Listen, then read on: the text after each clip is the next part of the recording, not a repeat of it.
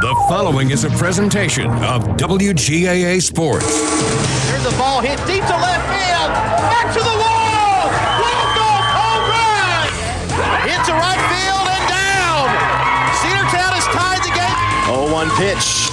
Little chopper right side. That's going to be down. Cedartown wins. The 3-1 pitch. Ball hits it straight away, center field and deep. Back it goes. It is a home run. Cedartown High School Baseball is on the Big AA, 106.1 FM and AM 1340. Broadcasting online at WGAAradio.com and streaming on the TuneIn Radio app and Facebook Live. And now, let's head down to the field for today's action.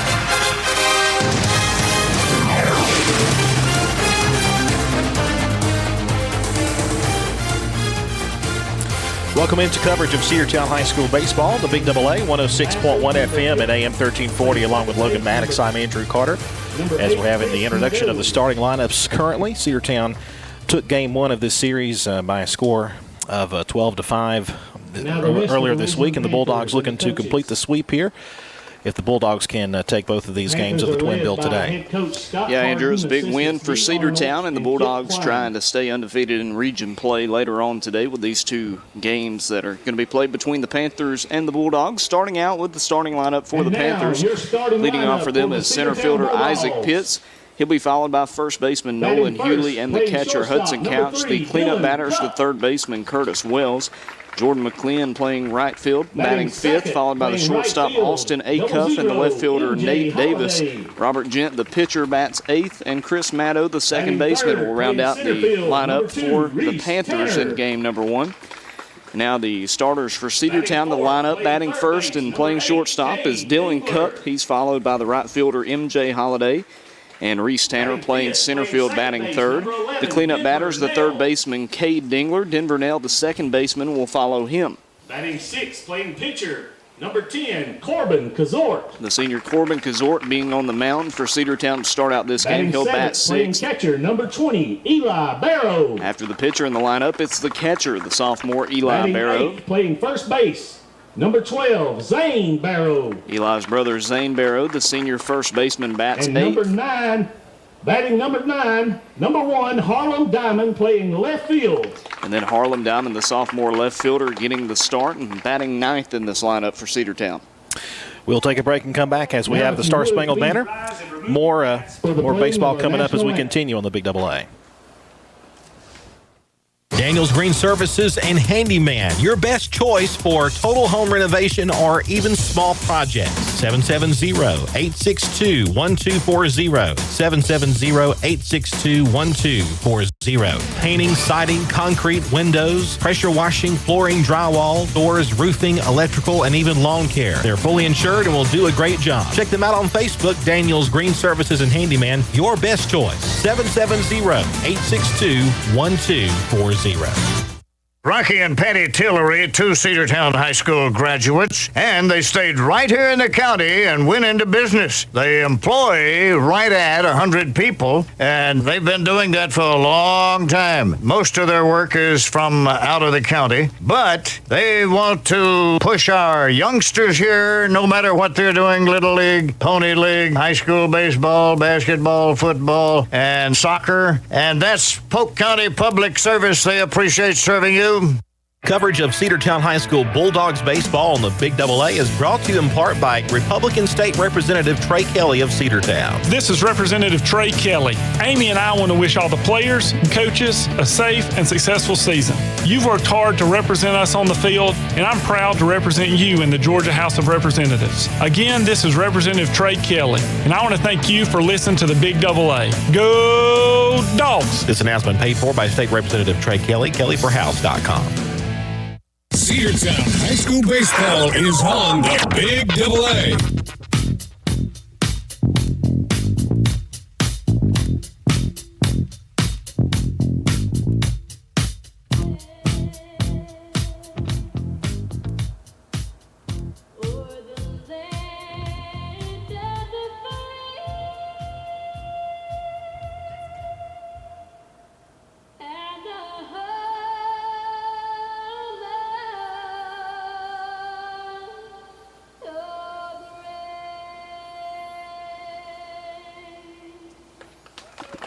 And welcome into our coverage of Cedartown High School baseball here on WGAA Radio. Logan Maddox and Andrew Carter with you here at CHS, getting you set up for the second of 3 matchups this week between the Ridgeland Panthers and the Cedartown Bulldogs.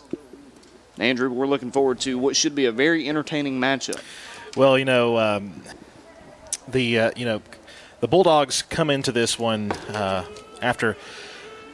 They struggled a bit with the bats in game 1, but really came alive there in the 7th inning, and really pitching wasn't much of an issue. And with the senior Corbin Gazort starting today, you feel pretty good about your chances. The last time he started, it was the Rockmart game at Rockmart. He pitched, I believe, 5 innings and was absolutely stellar. Only gave up a run or 2, but looked really good. He struck out several Rockmart batters, and Bulldogs have the guy they want on the mound to possibly get the series win here and maybe sweep in game 2. We'll see how Corbin Gazort does here in his second start of the season. And Andrew, we talked about it Tuesday, how important it is for Cedartown to start off on the right foot in region play, taking on Ridgeland because of how good this region is supposed to be. You look at it, and we talked about it again on Tuesday, I think 5 of the teams in our region are either ranked in the top 10 or getting votes, and Cedartown and Ridgeland are the only 2 who aren't being mentioned in Class 4A. There were a few other games played on Tuesday. I know that Heritage run-ruled Southeast Whitfield 10-0, and then Central Carrollton, the team that Cedartown will play next week, they walked off Pickens 4-3. So region wins are at a premium this year for all these teams, so Cedartown as well as Ridgeland trying to get a win because you need every win you can to get to the postseason this year. Gazort, the senior pitcher on the mound, the first batter of the game is Isaac Pitts. And the first pitch is going to be high, ball 1. Isaac Pitts, Nolan Hewley, and Hudson Couch due up for the Ridgeland Panthers here in the top of the first inning. Gazort gets the sign in from Barrow. The 1-0 is low, now 2-0 the count. Ridgeland comes into this game 1-6 on the year, 0-1 in region play. Cedartown back even at 4-4, 1-0 in region play. The 2-0 from Gazort drops in the strike zone, makes it a 2-1 count. Perfect day to have some baseball here at CHS. Few Ridgeland fans made the drive down here to Polk County, but a nice showing for the Bulldogs. 2-1 is going to be a grounder right back to the mound. Gazort fields and throws over for out number 1. Just a routine play there, gets the ground ball, the comebacker, and Gazort takes care of the 1-3 put out, 1 away. That'll bring up number 21, Nolan Hewley. Number 21, Nolan Hewley. And Hewley, a batter who had some success against Cedartown back on Tuesday. I know that I believe he was one of the guys that reached in that big inning where they scored 4 runs that kept them in the game through the middle innings. He'll try to get the first base hit as the first pitch to Hewley is high and away, ball 1. For the second batter, he's began the count with a 1-0 count and then got a strike and then the ground out earlier to the leadoff batter, Pitts. The 1-0 from Gazort, swing and a miss. Big cut that time from Hewley. He was thinking about west side but didn't make contact. Yeah, big cut there, and Gazort able to fool him that time. 1 ball, 1 strike. Gazort gets the sign in from Barrow. The senior is set, the 1-1. Gets the call on the outside part of the zone. 1-2 the count now. A good paint job there by the senior to paint the outside corner, and now he's ahead in the count. We'll see what he comes with a 1-2 count, 1 away, nobody aboard for the Panthers. And the pitch from Gazort. It's going to be a grounder over to second base, fielded by Nail, throws over to Barrow for out number 2. Solid defensive play there as it was 2 or 3 hops over to Denver Nail, and he completes the throw. And now batting for the Panthers, number 22, Hudson Couch. Hudson Couch will come to the plate. Couch, the catcher, brings a lot of contact and a lot of power. Didn't have a whole lot of success against Cedartown in Tuesday's matchup. He'll try to turn that around here. He was 0 for 4, and the first pitch he sees is going to be a called strike on the upper part of the zone. Corbin Gazort showing some good control early in this one. 2 away. The Panthers trying to get aboard for the first time here. The 0-1. It's going to be popped foul to the left side, and it'll escape out of play. Now Gazort well ahead in the count, no balls and 2 strikes. Cleanup batter Curtis Wells, who struggled mightily against Cedartown back on Tuesday with 4 strikeouts. He's looking to make up for that today. He stands on deck, and he's hoping he'll have a chance to come up to the plate here in inning number 1. Gazort's ready, the 0-2, high and away, and Couch did not offer at it. 1-2. Yeah, good waste pitch here. We'll see what he comes back with on a 1-2 count. Lefty versus righty here in this 2-out matchup here on the top of the first. Gazort shakes off the first sign. He's happy with the second one. Rocks back and fires, and the 1-2 just a little high, I suppose. I don't know what was wrong with that one. It was right over the plate, and it wasn't high. It was below the letters. Not sure what was wrong with that, but the umpire says ball 2. Looked like the strike that was called earlier on the upper part of the zone, looked like the same location. Evens up the count, the 2-2 now from Gazort. That'll be a backwards K. Watch his strike 3, and that ends the top of the first inning. No hits, no walks, and Cedartown will head to the bottom of the first in a scoreless tie here on WGAA Radio. Have you been to Croker's Hardware and Supply lately? Croker's is the place to find everything you need, from boots to fencing, from plumbing supplies to wood and gas stove fittings, everything, even paint and flooring. Whether you're building or repairing, everything you need is right here at Croker's Hardware on East Avenue. Name brands galore right here in your back door. Orca and Yeti coolers and tumblers, case knives, native eyewear, buck stove grills, and more. At Croker's, you can find everything. Go by and see the friendly staff there at 1192 Rockmart Highway. That's Croker's Hardware in Cedartown. One of the pillars of a strong community is knowing your neighbors. We believe it's important to know your neighbor. To know that the person down the street selling you your car is the person you'll see grilling with you at the block party. It's important to be a part of a community, and Peach State Ford is proud to be a part of historic Cedartown, Rockmart, and Rome, and even prouder to be rated one of the best in the country in customer service. Nobody knows trucks or people like Peach State Ford. 2076 Rockmart Highway, Cedartown, 866-872-6660. Cedartown High School Baseball is on the Big Double A.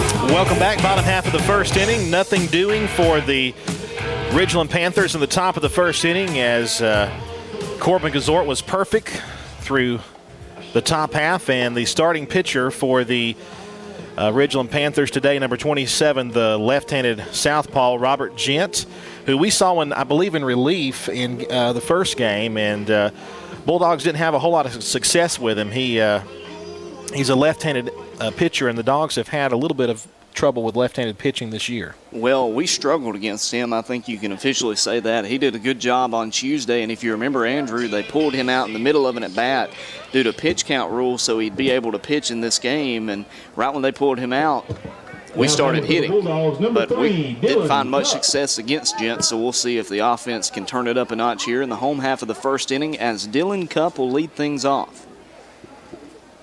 Cupp, the sophomore phenom. Righty versus lefty matchup to start things out. Acts as if he's going to bunt, pulls it back, and takes ball 1 high.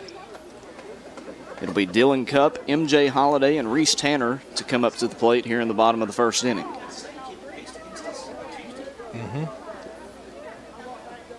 The southpaw with the 1-0. This one drops in the zone on the bottom part. 1-1 the count. That was a big breaking ball there that he dropped in. Took a lot off of it. Evens the count at 1 ball, 1 strike. Gent gets the call in from Couch. The 1-1 is smacked, just barely foul, maybe by a few inches off the third base, the foul line over there. Yeah, he pulled the off-speed pitch a little bit more than he would have liked. He just missed a double. So we'll see what Cupp has in him, trying to battle back here in a 1-2 count. Nobody out, nobody on in the bottom of the first inning at Cedartown High School.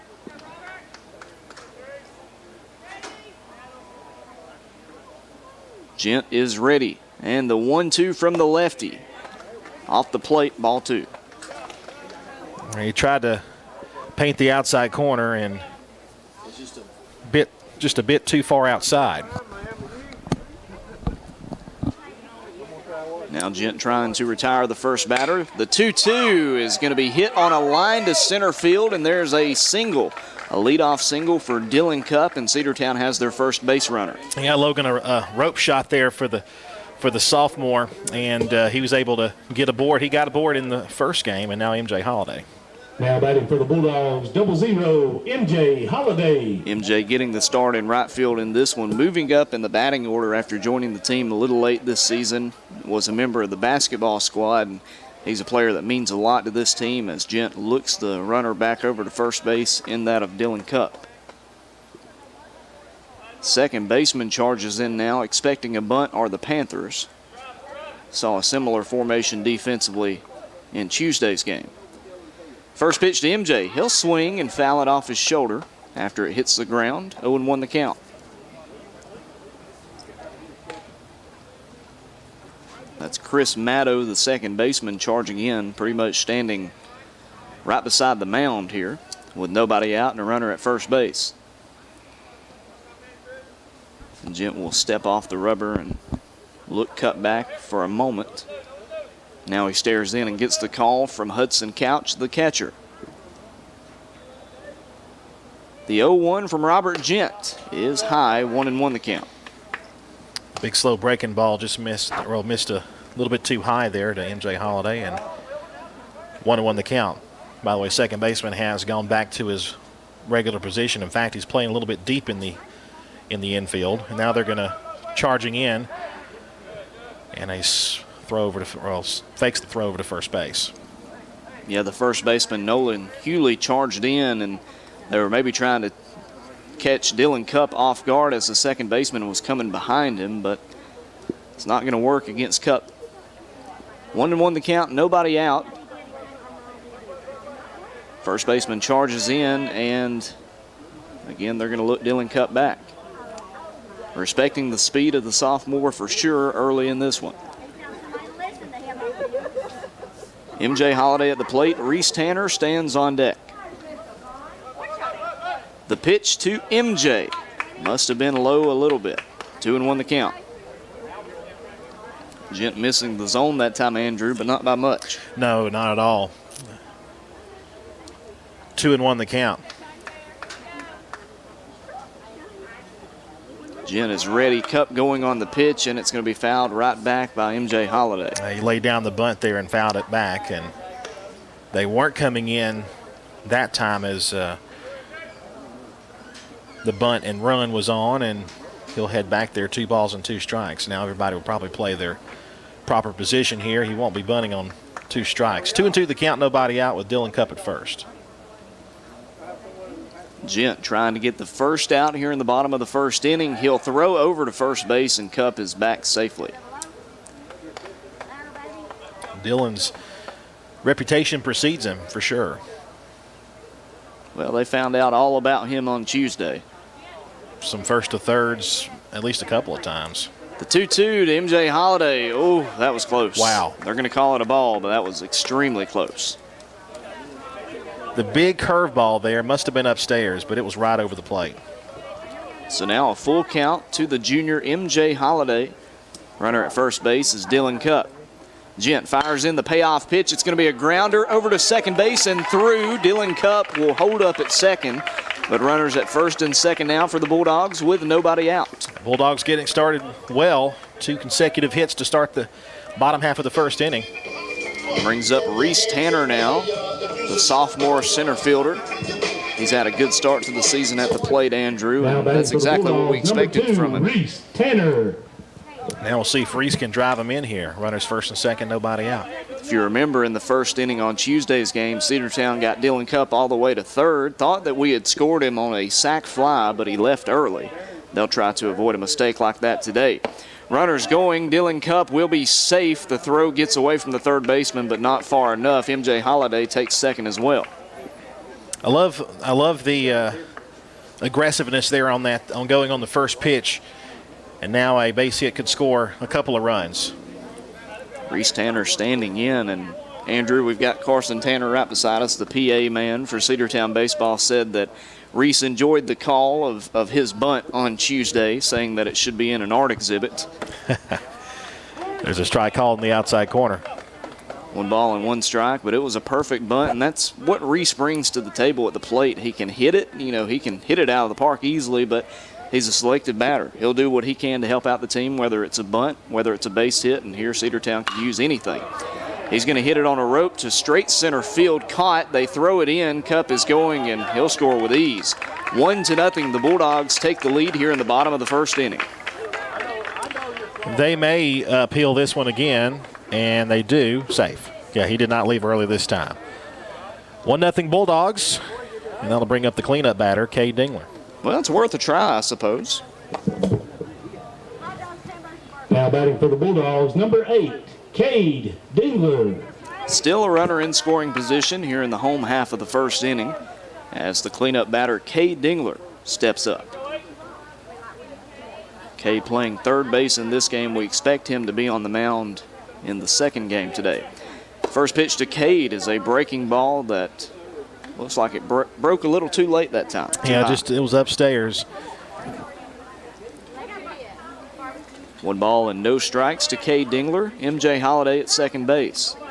Only 1 out here in the first inning, and Gent will step off as MJ Holiday retreats back to the bag. Logan, we think about the potential of this lineup, and we know all 4 of these leadoff batters, including the ones 5, 6, and 7.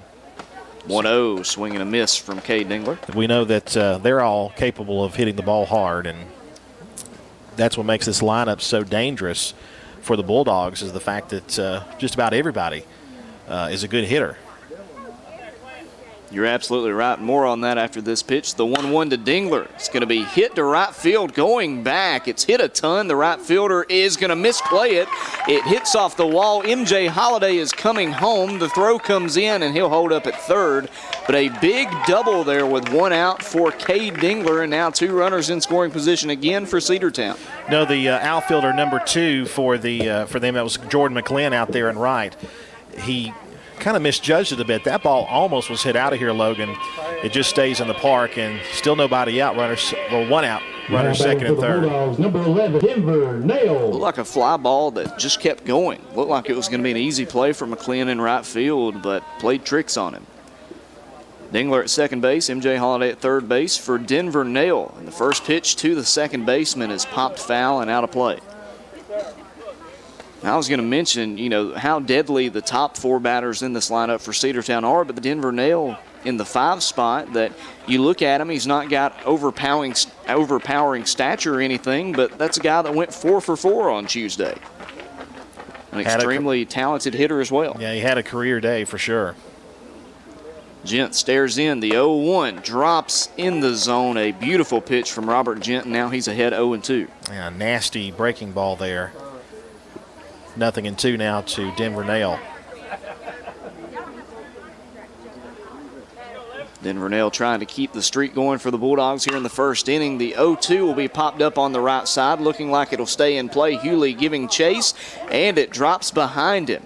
Had the first baseman, second baseman, and right fielder all in the area, and none of them could make the squeeze. I don't think anybody took charge there, and I think that's why it drops. Either 3 of them could have made the catch. I think the first baseman probably had the better chance to get to it. So Denver alive for another swing here. No balls, 2 strikes. Dingler at second, Holiday at third with 1 away for Denver Nail. Here in the bottom of the first inning, the 0-2 is high and away, and Denver Nail wants no part of it. 1-2 the count. Remember to join us for the second game. It'll be coming your way here on the Big AA over the radio, Facebook Live, YouTube, and the NFHS network after this one.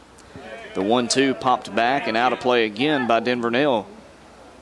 Good battle here between Gent and Nail. Corbin Kazor waits on deck. He'd like to get a chance here in the inning. 1 away. 2 runners in scoring position for the Dogs. The 1-2 to Denver Nail. Reaches out and gets a piece of it to stay alive. A good battle going on between Gent and Denver. MJ Holiday at third. At second base is Cade Dingler, who had the long bloop double to right field. The pitch to Nail. Looks like it's fouled off his fist, heading toward the Ridgeland dugout and out of play. 1 ball and 2 strikes, 1 out. Denver Nell, the second baseman at the plate for Cedartown. He's battling really well. He's been fouling off some pitches trying to guard the plate here. 1 ball, 2 strikes.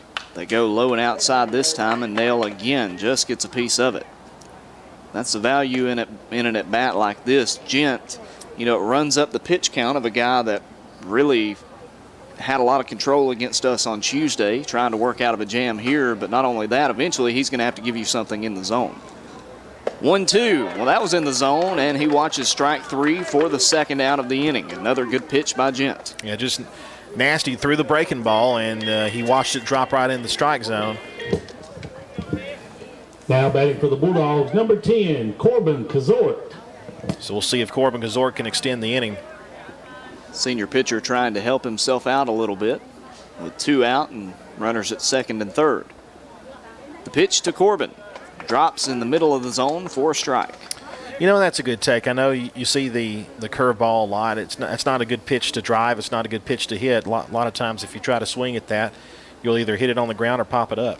The 0-1 to Kazort. Swing and a miss on a fastball on the outside part of the zone, and now quickly he's behind 0-2. Talk about a change of pace there. The big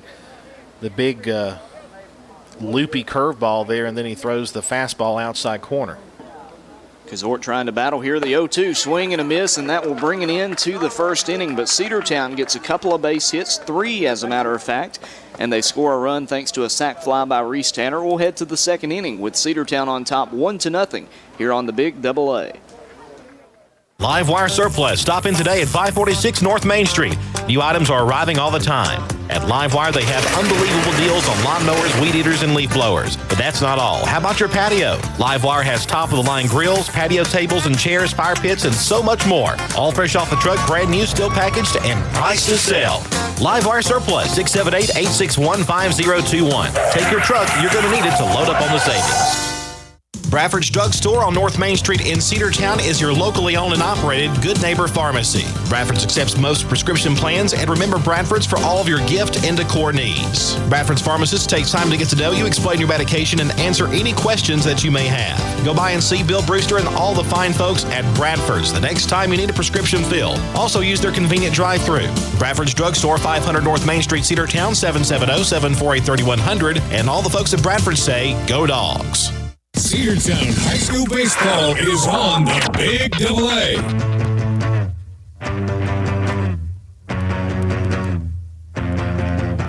Bulldogs had 3 base hits in the bottom half of the first. Could only bring home 1 run, but the Dogs do lead 1-0 after an inning of play as the senior starter Corbin Kazort continues his warm-up tosses, and he'll face the 4, 5, and 6 batters as he had a 1-2-3 quick top of the first inning to start out the game. I do want to mention the uniforms for either side as well. Cedartown wearing the new home red uniforms with the Bulldogs in gray script on the front. The white hats with the red C and the red bill, and then the pinstripe pants with the red socks and white stripes on the socks. Ridgeland's uniforms in a moment. The first pitch to the cleanup batter, Curtis Wells, is going to be a grounder over to third base. Fielded, throws, is going to be scooped up and missed out of the dirt, and that'll be an E5 on Cade Dingler.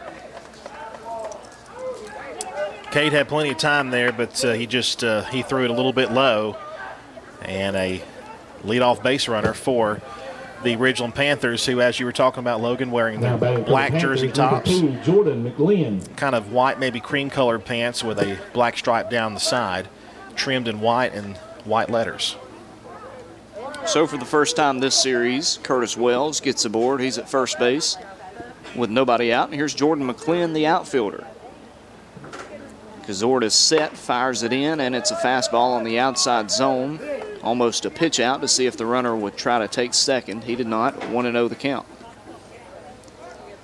Jordan McGlynn and Austin Acuff also due up here in the second inning. 1-0 Bulldogs with a 1-run lead. This will be a pickoff move and unsuccessful as Wells gets back to the bag. McGlynn, the right fielder who watched the big hit from Cade Dingler sail behind him in the first inning. He's at the plate trying to make a difference here. The 1-0 squares to bunt, goes around, and that's a strike. 1-1 the count.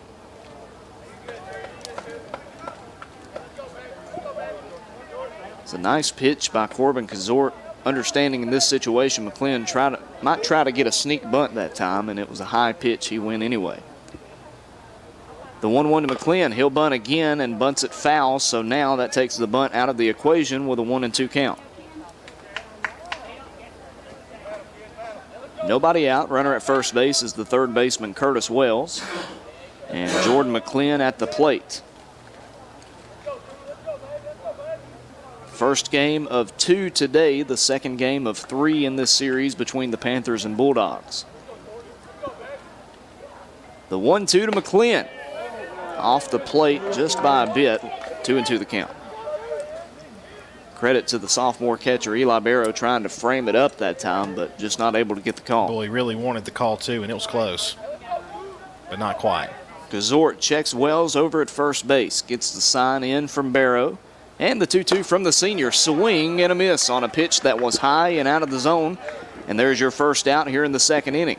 Got him with a high heat there, Logan, and that's his signature for the pitch. Panthers, number 13, Austin Acuff. That's his out pitch, throwing that high heat off the plate.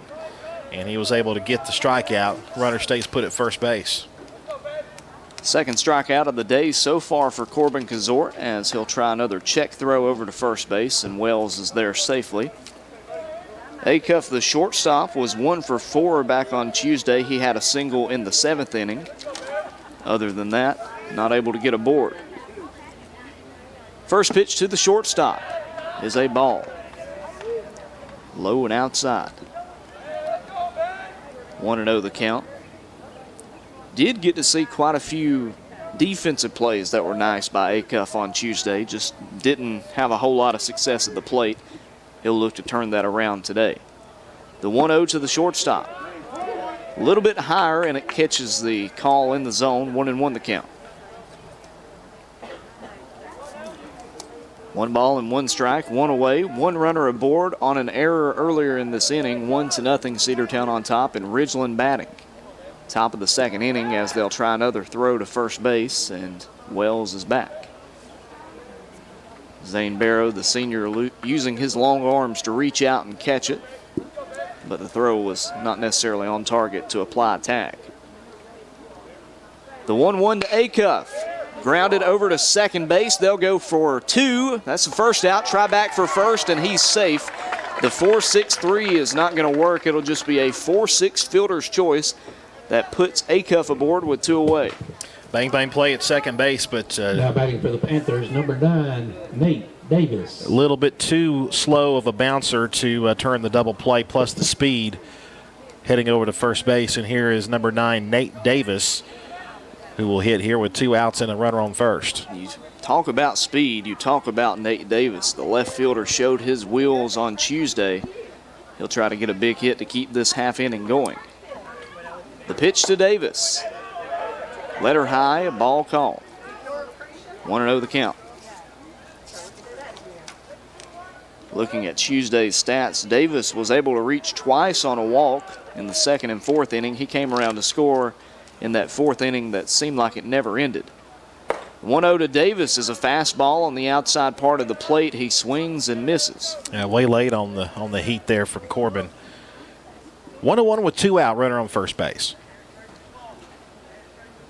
That's the shortstop, Austin Acuff at first.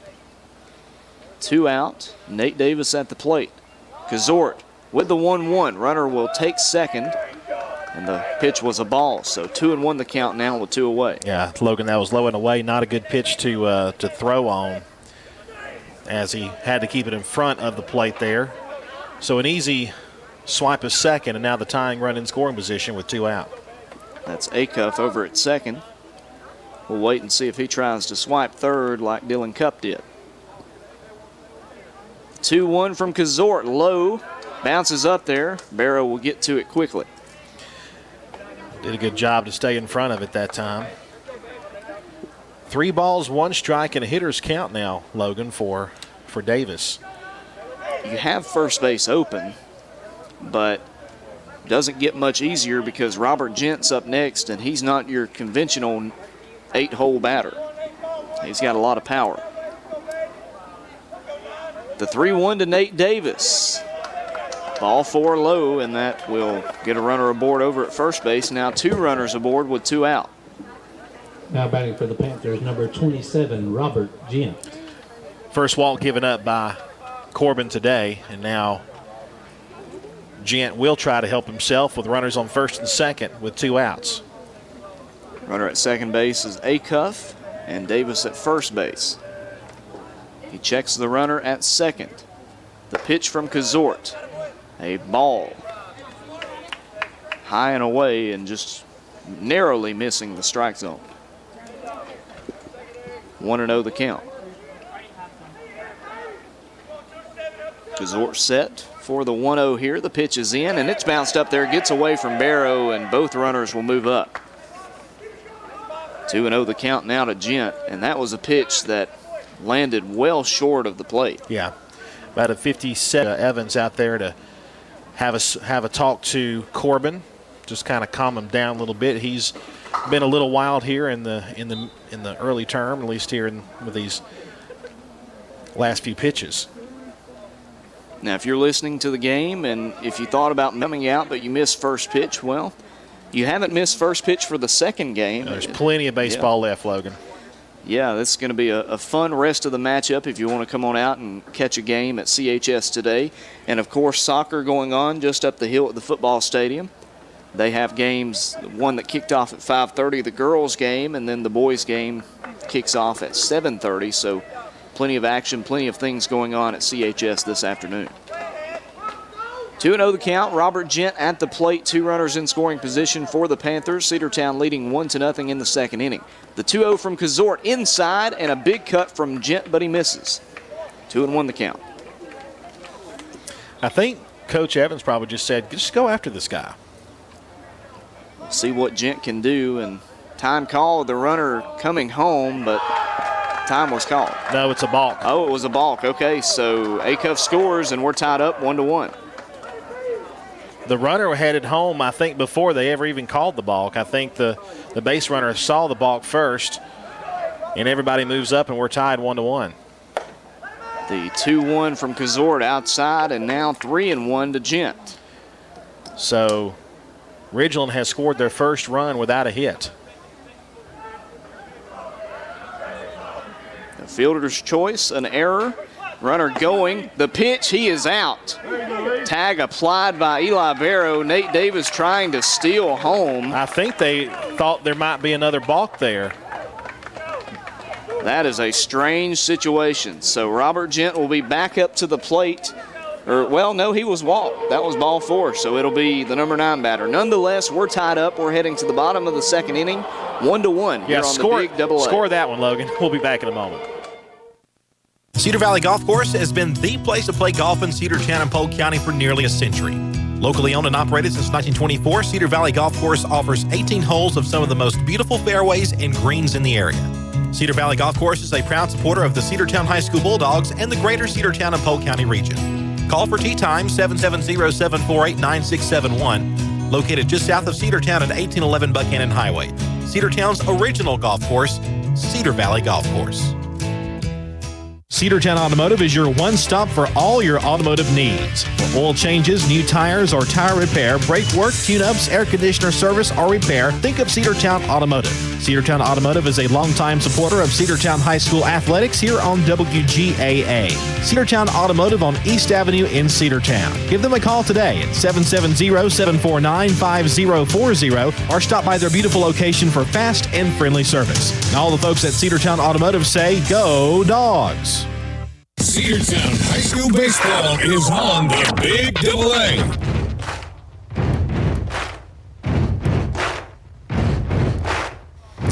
All tied up 1-1 after a very strange series of events there. A balk, and then the runner tried to come home thinking there was another balk, and he got tagged out at the plate. So Eli Barrow will lead things off here in the home half of the second inning in a 1-1 tie. 6, 7, and 7, 8, and 9 batters coming up for Cedartown. The first pitch to Eli is going to be fouled off to the left side. 0-1 the count. Eli Barrow, Zane Barrow, and Harlem Diamond coming up here in the bottom of the second. 1-1 tie here at Cedartown High School. Robert Gent, the pitcher, with an 0-1. That's going to be outside and a bit high as well. 1-1 the count. Cedartown baseball is back in action on Tuesday next week as they'll host Central. The 1-1 looping curve that misses the zone is again 2-1 the count. Bulldogs hosting the Lions Tuesday here at CHS. They'll head to Carrollton on Friday of next week for a double. Zane Barrow. Number 12, Zane Barrow. Zane, the first baseman, the senior, brother of Eli. First pitch he sees is going to be swung on and popped way back and out of play. 0-1 the count to Barrow. Zane was able to get aboard twice via walk back on Tuesday. Worked his way to third base 2 times. The 0-1 to Barrow. Outside, 1-1 the count. Harlem Diamond stands on deck, the left fielder. Gent, the 1-1. Same spot that they called a strike for Eli Barrow, and it's called a strike for Zane Barrow. 1-2 the count.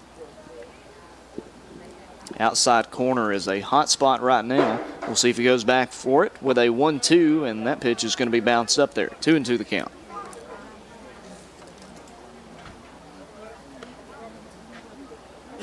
You're listening to Cedartown High School baseball here on the Big AA, 106.1 FM and AM 1340. Also online on the NFHS Network, YouTube, and Facebook Live. The 2-2 to Zane Barrow just gets a piece of it to stay alive. 2 balls and 2 strikes. Time called so the umpire can get another baseball. He gets the foul ball, puts it in his pocket. Just about set to get things going again. 1 away, nobody aboard. The 2-2 to Zane Barrow, high, and he takes ball 3. So now a full count. We'll see what the senior first baseman can do with it. MJ Holliday worked it to a full count in the first inning, and he was able to get a single. Will Barrow have the same luck? The payoff pitch is low, ball 4, and Cedartown has a base runner with 1 away. Good at bat by the senior. Zane Barrow able to get aboard with 1 out, and here comes Harlem Diamond. Zane Barrow for the 3rd time this series reaching on a walk, and as you mentioned, here comes Harlem Diamond. Bulldogs number 1, Harlem Diamond. We last saw him come to the plate, Andrew, I think in that Rockmart game, if I'm not mistaken, but he had a good game at the plate against Temple, had his first career hit. First career, or check that as a throw down to first base is going to equal a safe call from the official. Zane Barrow back in time. Against Temple, he had his first run and his first run batted in. It was a good game for the sophomore left fielder, star running back on the football team, and the number 9 batter in this one. First pitch to Harlem is outside, a heater, and he offers and misses. 0-1 the count.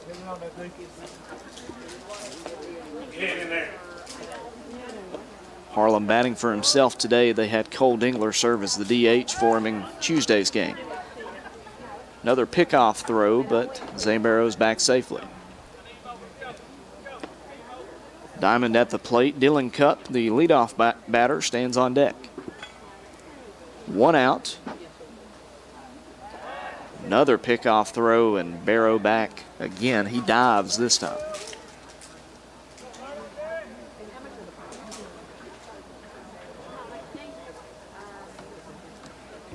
No balls and 1 strike.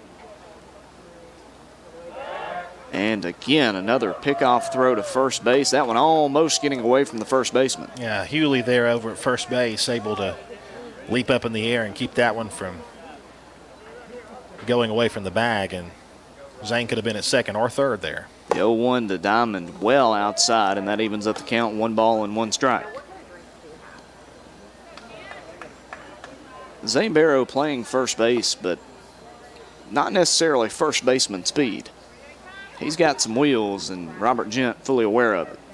1-1 to Diamond. Same spot. He goes for it again and upset after missing. 1-2 the count.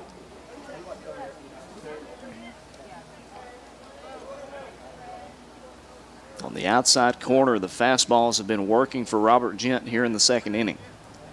Checks the runner at first. The 1-2. Harlem Diamond fouls it back to stay alive. That one a letter high pitch. The sophomore taps it off the end of the barrel.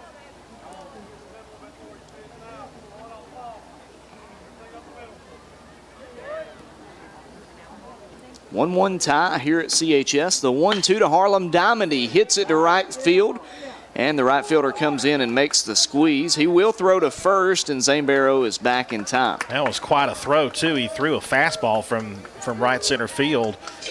Zane just does get back. Now we're back to the top of the order with Dylan Cupp with 2 out. You know, Jordan McClin might not be a bad option for relief pitching for the Panthers, you would think, after a throw like that. Now batting for the Bulldogs, number 3, Dylan Cupp. So it brings up the sophomore shortstop, Dylan Cupp, the only run of the game so far for Cedartown. He had a single back in the first inning, came around to score.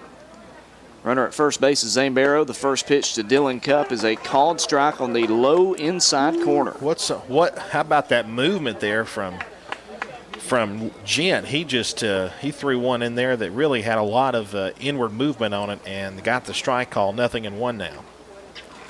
Gent with a pickoff to first base. Zane Barrow back again.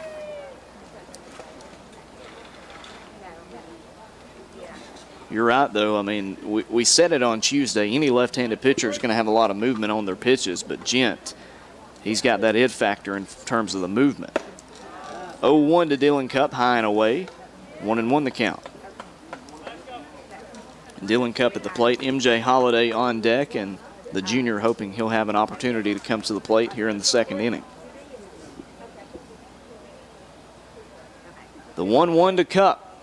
Pops away from the catcher as it was low, not far enough to let Barrow move up. That makes it 2-1.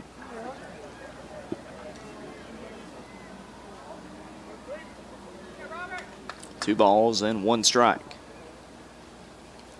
Robert Gent on the mound.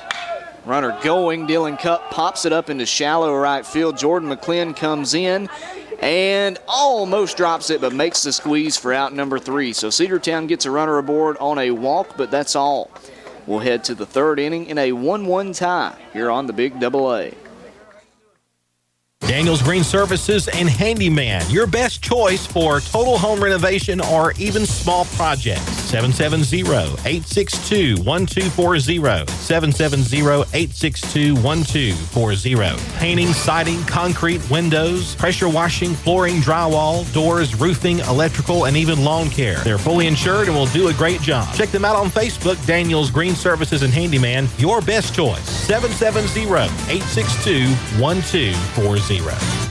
Rocky and Patty Tillery, 2 Cedartown High School graduates, and they stayed right here in the county and went into business. They employ right at 100 people, and they've been doing that for a long time. Most of their work is from out of the county, but they want to push our youngsters here, no matter what they're doing, Little League, Pony League, high school baseball, basketball, football, and soccer, and that's Polk County Public Service. They appreciate serving you.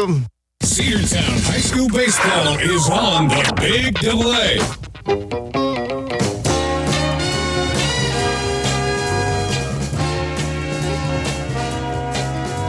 We're back here as we start the third inning. Cedartown and Ridgeland are tied 1-1. Cedartown has, I believe, 4 hits in the game, and the Ridgeland Panthers only have no hits. Yeah, we have 3 hits, and they have none so far. But 1 run, and that's where it counts.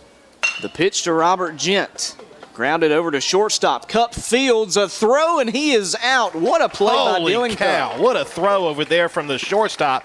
Logan, he bobbled it for a moment, but picked it up barehanded and then threw over to first base, and a great stretch over there by Zane. Great scoop, 1 away. So it deflected off of his glove that time. He caught it barehanded and just threw a laser beam over to the senior Barrow at first base. And by the way, I guess Gent was not walked in the second inning as he comes up to the plate to start out the third. Here's Chris Maddow, the number 9 batter. Pitch to the second baseman. Misses the zone just barely. Low, yeah. 1-0 the count. 1 out, nobody on for the Panthers. They scored 1 run last inning thanks to an error. And the 1-0 is fouled back by Maddow. 1-1 the count. Curtis Wells was able to reach on an error. He was out on a fielder's choice. Acuff reached thanks to that fielder's choice, worked his way around the bases and scored on a balk. 1 ball and 1 strike. The pitch from Kazort is fouled again by Maddow, and now the senior Kazort ahead in the count, 1-2. Isaac Pitts, the center fielder, on deck. He's the leadoff batter, so it's back to the top of the lineup after this. Kazort gets the call in from Barrow. The 1-2, a bit inside, ball 2, and it actually pops away from Barrow as well.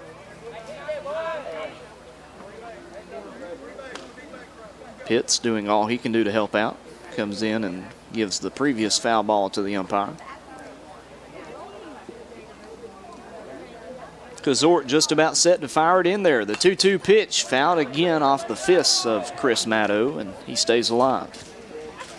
This is a very similar lineup to Tuesday. In fact, I think it's pretty much exactly the same. Yeah, it is. From top to bottom. Top to bottom. The pitch, low, I suppose. Wow. And now it's a full count. 3 balls and 2 strikes. Crank that chainsaw. So a full count here for Chris Maddow, the second baseman, the number 9 batter, and we'll see if Corbin Kazort comes right at him. The payoff pitch from Kazort. Strike 3 called inside corner, and there is out number 2, the third strikeout thrown by Kazort. Well, he couldn't get the call in the outside corner. He went inside and got the call. 3, Isaac Pitts. So that retires Maddow in his first plate appearance. Here comes Isaac Pitts. He swung at the 4th pitch he saw, grounded it back to Corbin Kazort in the first inning. Kazort is set with 2 away. The pitch to Pitts inside and a strike again. 0-1 the count. He really reared back and put some flames on that one. Got the inside corner call. Kazort's been doing good so far in this game. You know, despite the run that scored, he's done a great job on the mound as the 0-1 is going to be off the plate by just a bit, maybe low as well. 1-1 the count. Kazort had a 1-2-3 inning back in the first inning, and if not for the error last inning, they may have gotten through with no harm. The 1-1 a little further off the plate. Now it's 2-1. Just one of those strange situations where Ridgeland gets a run without a hit. 2 balls and 1 strike in a 1-1 tie. 2 away, nobody on. The 2-1 is high, and now a hitter's count for Isaac Pitts. 3 balls and 1 strike.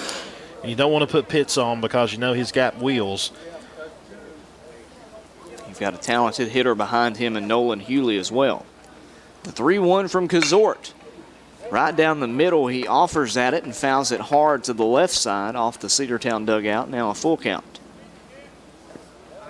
3 balls and 2 strikes.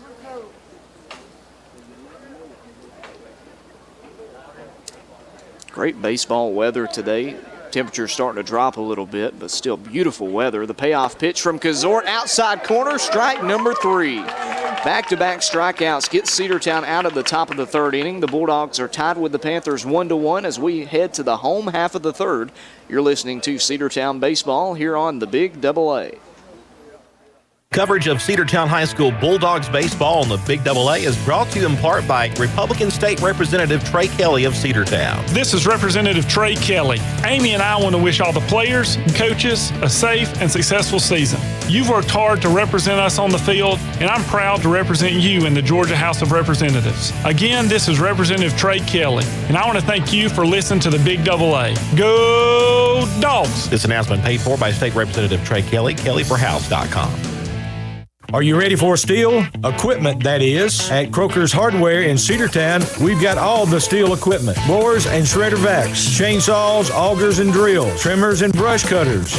We're very proud to be a retailer for the steel product line. As an independent dealer, we can provide many services that the big box chain stores just can't match. Our friendly and knowledgeable staff is always ready to help you select the equipment that meets your specific needs. So call Croker's for a steel today. That's 770-748-4842 to learn more about steel in Cedartown. Cedartown High School Baseball is on the Big Double A.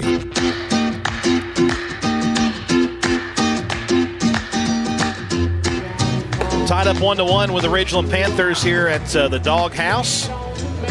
But no hits for the Panthers so far. Of course, they got that run with a runner at third base, and a balk was called.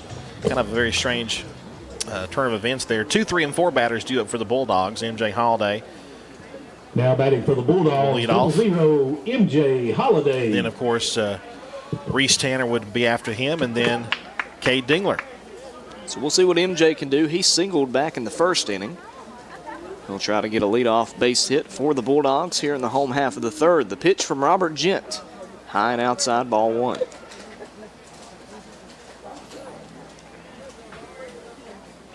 Gent got in a little bit of trouble in the first inning, came back with a really good inning in the second.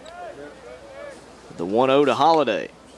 A little bit lower down, but called in the zone. So 1-1 the count. That outside spot has been called a lot so far for the lefty. Lefty versus righty matchup. The 1-1 to Holiday. Popped foul to the right side. Actually hit a ton, but goes out of play.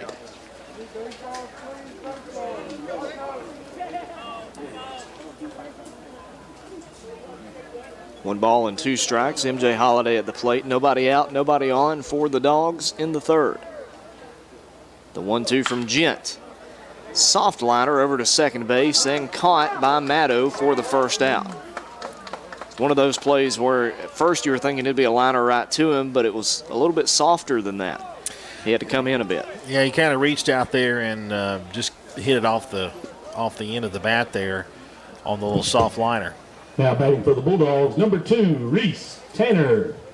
Brings up the sophomore center fielder, Reese Tanner. He's got the only RBI of the game for the Dogs as he had that sac fly in the first. He'll look to get aboard this time as the first pitch from Robert Gent is swung on and hit back and foul. 0-1 the count to Reese Tanner. Cade Dingler, senior third baseman, on deck. 1 out, bases are empty for Cedartown. The pitch to Tanner. Turns on that one, but it lands in foul territory. And now it's an 0-2 count. Nice job to turn on it, maybe just a second too early. Time called as they're trying to retrieve the foul ball, throwing it in, and took a weird hop off the first baseman, started heading toward the mound.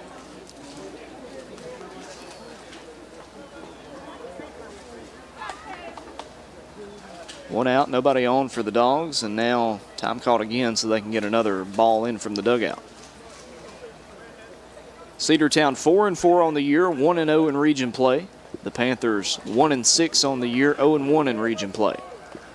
The 0-2 to Tanner, high, gets away from the catcher, 1-2.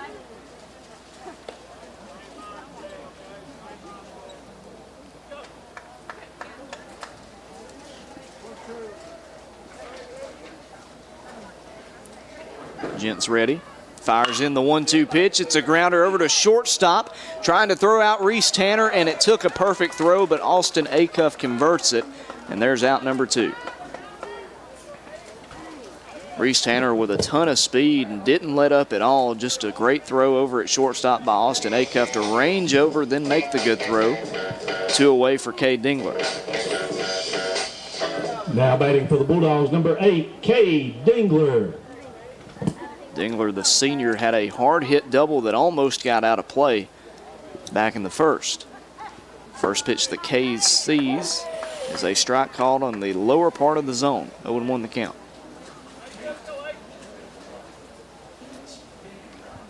No balls and 1 strike.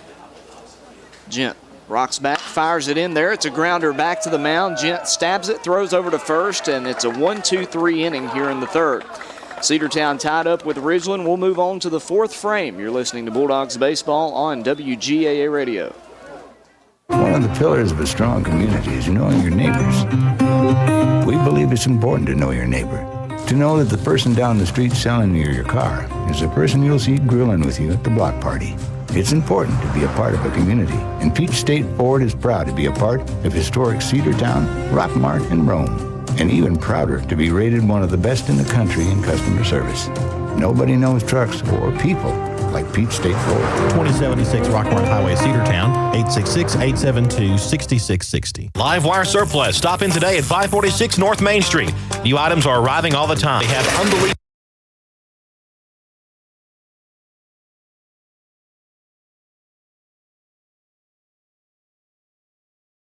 deals on lawnmowers, weed eaters, and leaf blowers. But that's not all. How about your patio? Livewire has tops at sale. Livewire Surplus, 678-861-5021. Take your truck. You're going to need it to load up on the savings. Cedartown High School Baseball is on the Big Delay.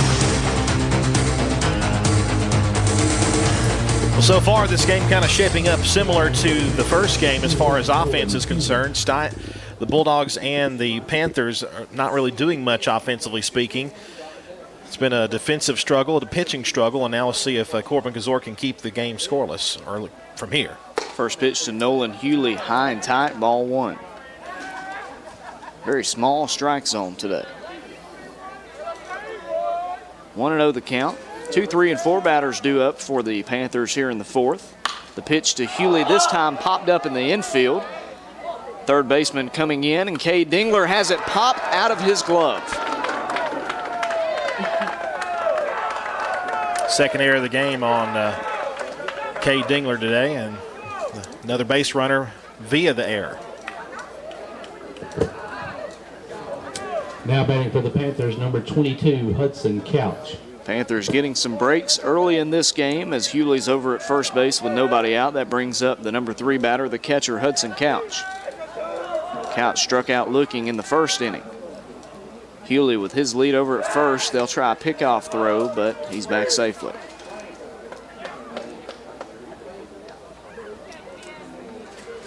Yet a pitch to be made to Hudson Couch, the catcher. Kazort gets the sign from Barrow, and it's going to be a strike on the outside corner. 0-1 the count. Corbin with one of those really big fastballs there and got the call, 0-1. Hewley at first. Couch at the plate. The 0-1 squares to bunt. It goes back to the mound. The only play will be at first. They fire over and get the first out, but it does move Hewley into scoring position. 1-3 on the sack bunt retires Hudson Couch, and here comes the cleanup batter, Curtis Wells. Wells got aboard thanks to an error back in the second inning.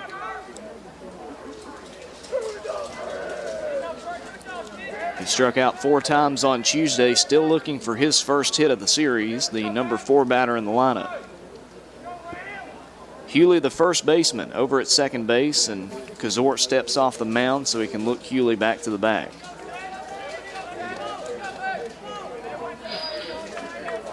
Senior's ready now. Checks Hewley at second. The pitch, just a bit low, 1-0 the count.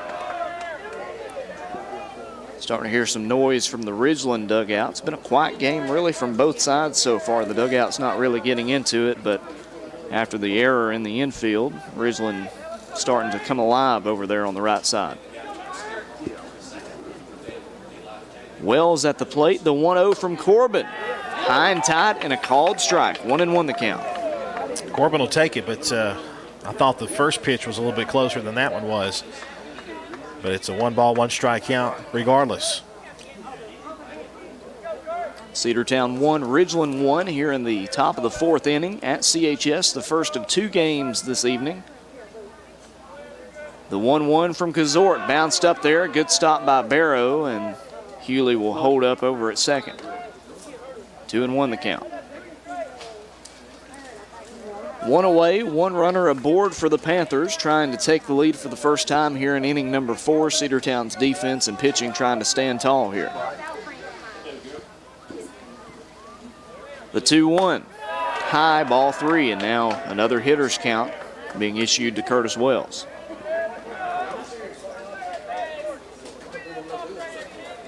Runner at second base is Nolan Hewley, and Curtis Wells batting. Ridgeland scored their only run of the game in the second inning, and now time called at the plate. Wells will step back and try a couple of practice swings.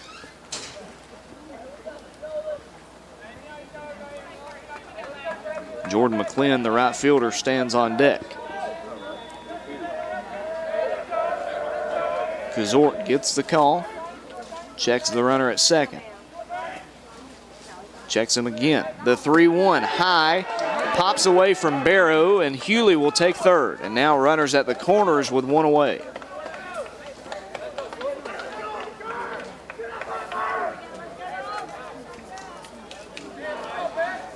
Panthers in business here as McLean will come to the plate. Number 5 batter in the lineup will try to drive home the go-ahead run.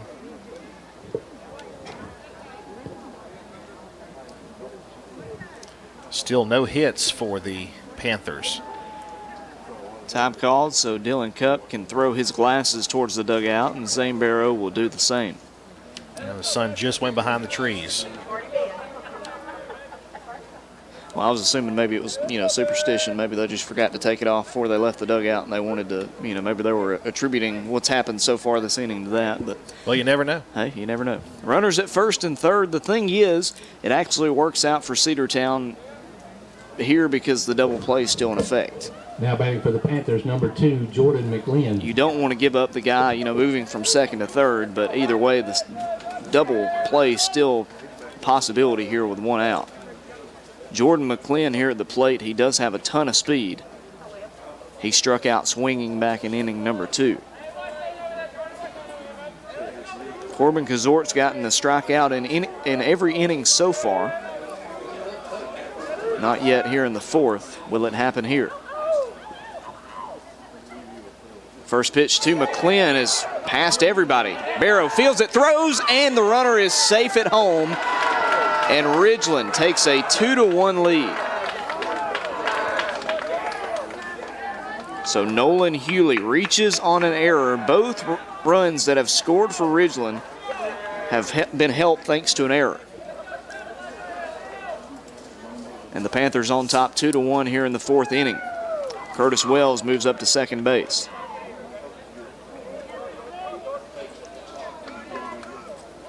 Want to know the count to Jordan McLean. That takes the conventional double play out of the equation with one out. 1-0 to McLean, right down the middle, and swing and a miss. 1-1 the count. First run scored on a balk, second one on a wild pitch, and no hits.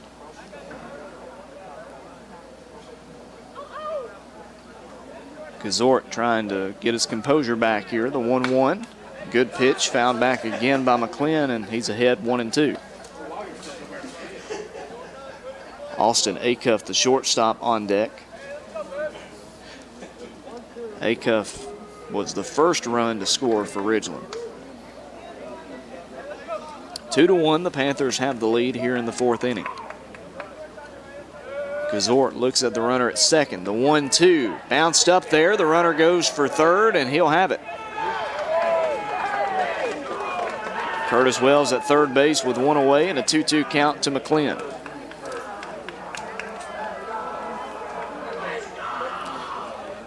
If he's able to get to it a little bit quicker, he might have a chance to make the play at third, but it was just a little bit too far, and the runner had a good jump. 2-2 count. Jordan McLean at the plate. Runner at third base for the Panthers. The pitch fouled, and we'll set it back up for another 2-2 count. Things falling apart here in the 4th inning for the Bulldogs. Trying to limit the damage here, trailing 2-1. One out. 2-2 to McLean. Fouled back again, just getting a piece to stay alive. Well, the Dogs had some trouble in the 4th inning on Tuesday as well. That was the inning where Ridgeland scored all 4 of their runs. Well, their first 4 runs. They were able to add another one in the 6th. That was the inning that kept them in the game. To that point, it was 6-0, made it 6-4. They cut it as close as 6-5 before Cedartown pulled away. In this one, it's 2-1. The pitch to McLean, low and away. Barrow will get to it, but a full count to the right fielder. Curtis Wells, the third baseman, has reached on an error and a walk. He stands at third base. McClin 0 for 1 with a strikeout so far, a full count. And the payoff pitch from Kazort, fouled back and out of play.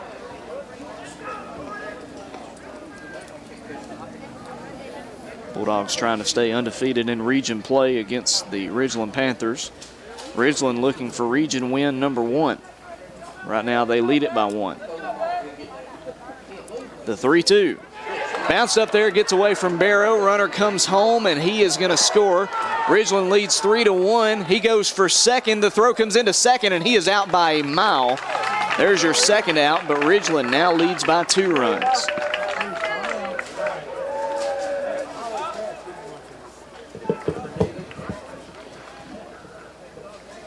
Now batting for the Panthers, number 13, Austin Acuff. Just, again, I mean, the 4th inning. Bizarre happenings. 3 runs, no hits. They've yet to get a hit in this game, and they've scored 3 runs. Pitch to Acuff. It's a grounder up and through. Fielded off the glove. No, not able to be fielded by Dylan Cupp, and there's your first hit of the game. Valiant attempt there by Dylan Cupp. He's able to stop it, but it couldn't close the glove around the ball, and that is an infield single. Panthers, number 9, Nate Davis. Acuff stands at first base with the first hit of the game for Ridgeland. They lead it 3-1 in the top of the 4th inning, and Nate Davis stands in. The left fielder was able to get aboard thanks to a walk in the 2nd inning.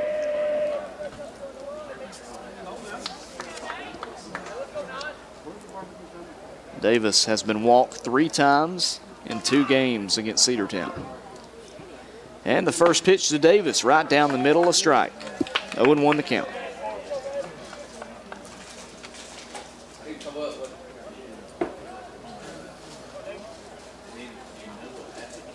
Runner at first base with 2 away.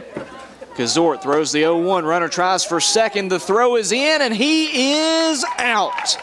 Laser of a throw by Eli Barrow. Dylan Cupp applies the tag, and Cedartown gets out of the 4th inning. But Ridgeland strikes for 2, and the Panthers lead it 3-1. We'll head to the home half of the 3rd. You're listening to Bulldogs and Panthers. And home half of the 4th, sorry. You're listening to Bulldogs and Panthers on the Big AA. Bradford's Drugstore on North Main Street in Cedartown is your locally owned and operated Good Neighbor Pharmacy. Bradford's accepts most prescription plans, and remember Bradford's for all of your gift and decor needs. Bradford's pharmacist takes time to get to know you, explain your medication, and answer any questions that you may have. Go by and see Bill Brewster and all the fine folks at Bradford's the next time you need a prescription filled. Also use their convenient drive-thru. Bradford's Drugstore, 500 North Main Street, Cedartown, 770-748-3100. And all the folks at Bradford say, go Dogs. Cedar Valley Golf Course has been the place to play golf in Cedartown and Polk County for nearly a century. Locally owned and operated since 1924, Cedar Valley Golf Course offers 18 holes of some of the most beautiful fairways and greens in the area. Cedar Valley Golf Course is a proud supporter of the Cedartown High School Bulldogs and the greater Cedartown and Polk County region. Call for tee time 770-748-9671, located just south of Cedartown at 1811 Buchanan Highway. Cedartown's original golf course, Cedar Valley Golf Course. Cedartown High School Baseball is on the Big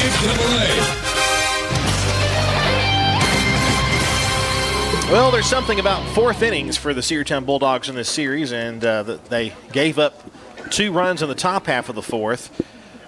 Finally got the first hit, did the Ridgeland Panthers, but it had nothing to do with any of the runs, which is such the crazy thing. But the Bulldogs will try to answer here with the middle of the order. Now batting for the Bulldogs, number 11, Denver Nail. The 5, 6, and 7 batters due up. Denver Nail, Corbin Kazort, and Eli Barrow. And we'll start out with Nail.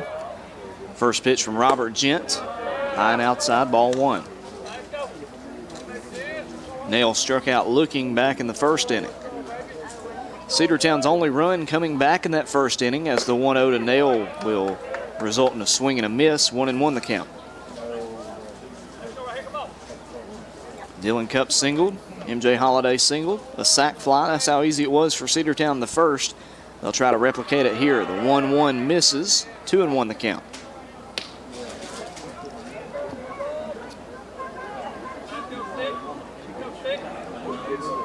The lefty Gent proved problems for Cedartown's lineup on Tuesday, doing the same here on Friday. 2-1 must have been high again, 3-1 the count. Now a hitter's count for Denver Nail. The second baseman will try to get aboard as time is called so Couch can have a quick chat with Gent. Cedartown 1, Ridgeland 3 in the home half of the fourth inning. Bulldogs taking on the Panthers after winning 12-5 in Rossville on Tuesday. Cedartown scored, 6 runs in the sixth inning to pull away in that game. The 3-1 to Denver Nail, outside ball 4, and a leadoff walk will have a base runner aboard for Corbin Kazort. That's a good start there to the inning as Denver Nail draws the free pass, and he's over at first base. Speedy runner in that of Denver Nail, and Corbin Kazort coming up to the plate trying to get aboard for the first time today. For the Bulldogs, number 10, Corbin Kazort. Corbin struck out swinging in inning number 1. Bringing a second baseman up, it's Chris Maddow expecting a bunt. Corbin will take the first pitch low and inside, 1-0 the count. Remember to join us for the second game of the doubleheader today. It'll start just a few minutes after this one finishes up. Going to be a late night at CHS, Andrew. It will be. 1-0 to Kazort, fouled off to the left side and almost fielded by Eli Barrow. At least it's a Friday night and these kids don't have to go to school tomorrow. Yeah, thank God I don't have to do the trading post tomorrow. No, wait. 1 ball and 1 strike. Runner at first base is Denver Nail. They'll try a pickoff move, and he was playing pretty far off the bag. He has to dive back in. Well, that being said, make sure to join us for the birthday club at 8 a.m. tomorrow, and then for the trading post at 9 a.m. here on the Big AA. Get to talk to yours truly. The 1-1 outside. They look Denver Nail back to first base. 2-1 the count. Eli Barrow, the catcher, on deck. Corbin Kazort, the pitcher, at the plate. 3-1, Ridgeland leading, but Cedartown trying to battle back here in the fourth. 2-1 to Corbin. Bounces up there, and now a 3-1 count. Dogs are getting opportunities with those pitches, and they've been ahead in the count here for a lot of these at-bats. See if they can cash it in. The 3-1 to Kazort. Lower outside corner. The senior goes for it and comes up empty. 3-2 the count. Probably swung at ball 4. He had the green light there on the 3-1 pitch. We'll see what Gent comes with a full count. Checks the runner at first. The payoff pitch from Robert Gent. Way outside. Ball 4. Good eye by Corbin Kazort. Now 2 runners aboard. Nobody out. Eli Barrow stepping up to the plate. 2 free passes. Eli Barrow with a chance to drive in a run or 2. And a meeting on the mound as the coach for Ridgeland comes out to have a discussion with his pitcher and catcher. Positive reaction from Gent on the mound. No pitching change here, just a pep talk trying to get his mind in the game here. Eli Barrow looking for his first hit of the series. He reached twice back on Tuesday, once on a walk, once on a hit by pitch. The sophomore for the Bulldogs, number 20, Eli Barrow. has been struggling somewhat at the plate since hitting that home run against Rockmart, and he'd be the first one to tell you that. He can maybe turn it around with a big base knock here with nobody out. Corbin Kazort at first base. I don't believe they pulled in a courtesy runner. We'll check and see. Runner at second base is Nail.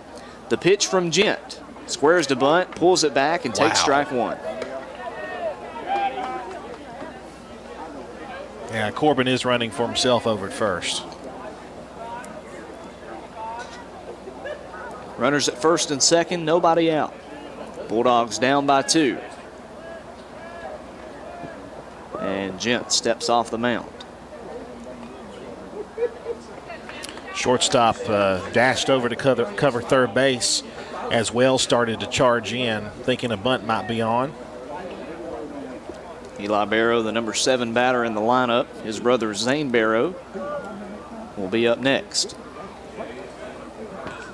The 0-1 to Eli. He will bunt, but he bunts it foul, and now 0-2.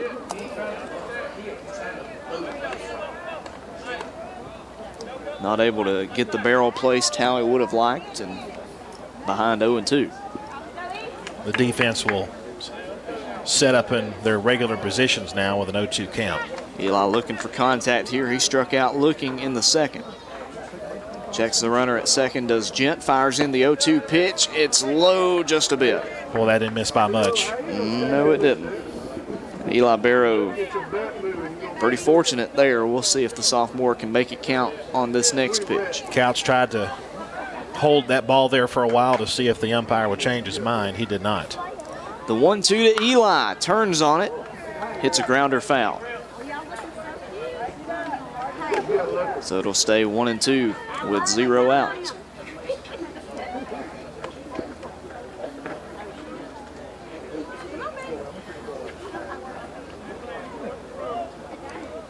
One ball and 2 strikes. Gent again checking the runner at second, throws it in to Eli Barrow, who fouls it straight back. A good battle here between the sophomore catcher and the pitcher for Ridgeland, the lefty Robert Gent. Yeah, the last thing you want to do is look at a strike 3, so he's doing a good job of defending the plate with 2 strikes. And especially after you watch strike 3 earlier in the game, he's trying to break out of this slump the best he can. He's needing a base hit here. The 1-2 to Eli. A foul grounder off to the left side again.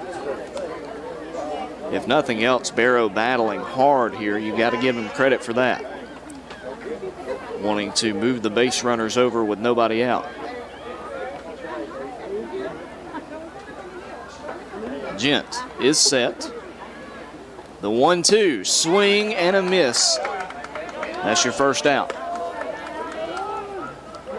Barrow with his second strikeout today, and that'll bring up Zane Barrow as Eli heads to the dugout. Runners down first and second.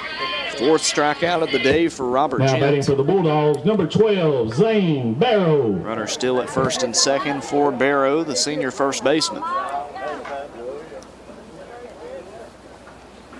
The first pitch to Zane is a looping curve that falls in the zone at the last moment, 0-1 the count.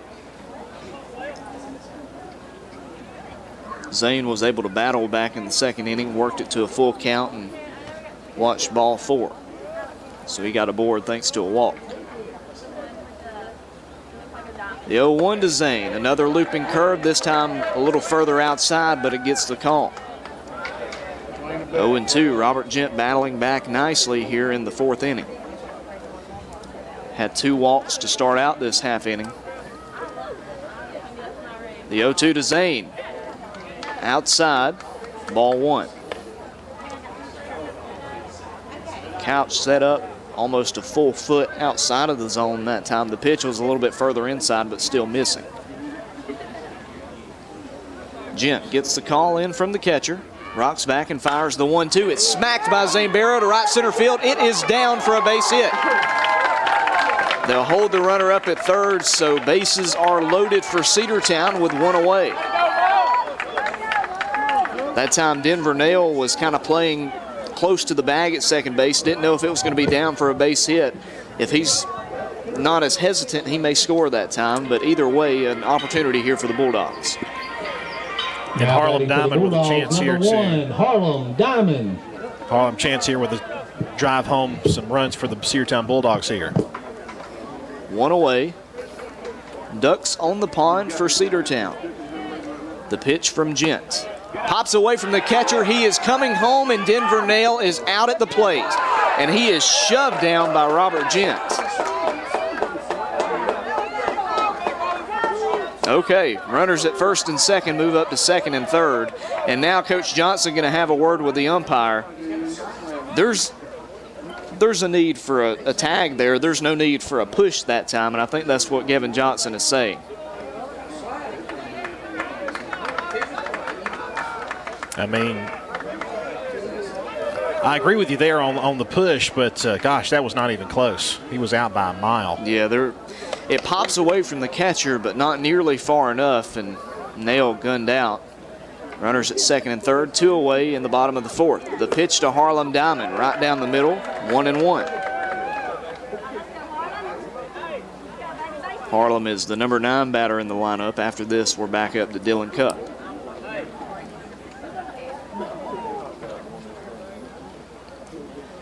Couch setting up outside. The 1-1 is high and outside, 2-1. First base is open for the Panthers here, but last thing you want to do is walk Harlem Diamond to get to Dylan Cupp in this situation. The 2-1 to Diamond. He hits it back. It's off the leg of Gent. Gent fielding it, throws to first. It gets away from the first baseman. One runner is going to score. The second runner scores, and we are tied here in the bottom of the 4th inning. Way to go, Harlem there. He's able to, he knocked it right back where it came from. No chance to get this. He made a good throw, made it close at first base, but Harlem beats the wrap and it does get away, and the Dogs have tied it up. 3-3, and just what the doctor ordered with 2 out for Cedartown. Number 3, Dylan Cupp. Harlem Diamond over at first base, and a speedy runner with 2 away, running on contact as Dylan Cupp is here at the plate. 1 for 2 on the day is the sophomore. The first pitch he sees is a looping curve that finds the zone again. 0-1 the count.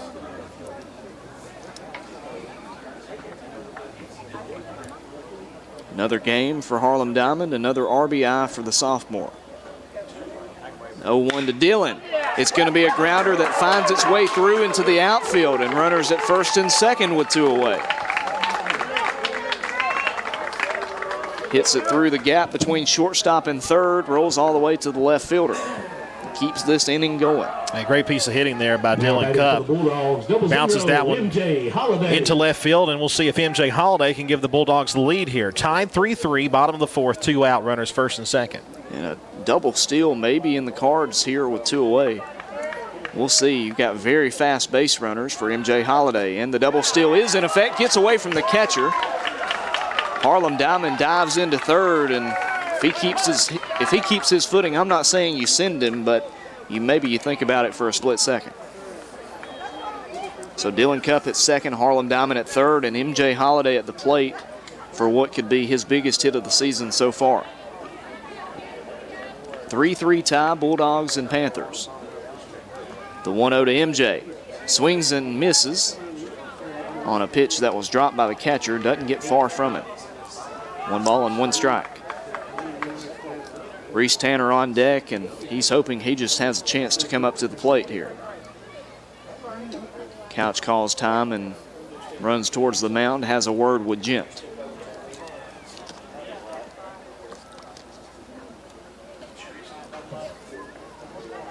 Two runs across in this inning after that grounder by Harlem Diamond. The 1-1 to MJ. Up a bit, 2-1 the count. Good take there by MJ. That pitch has really been called most of this game, that upper part of the zone. MJ is ready. Gent is ready. The 2-1 is low and outside. 3-1 the count now. That was quite a bit closer, but again, just a bit outside, says the home plate umpire. Well, the last thing you want to do here if you're Robert Gent is throw it right down the middle for MJ Holiday on a 3-1 count. The 3-1 from Gent. Outside, ball 4. And now the base is loaded for Reese Tanner.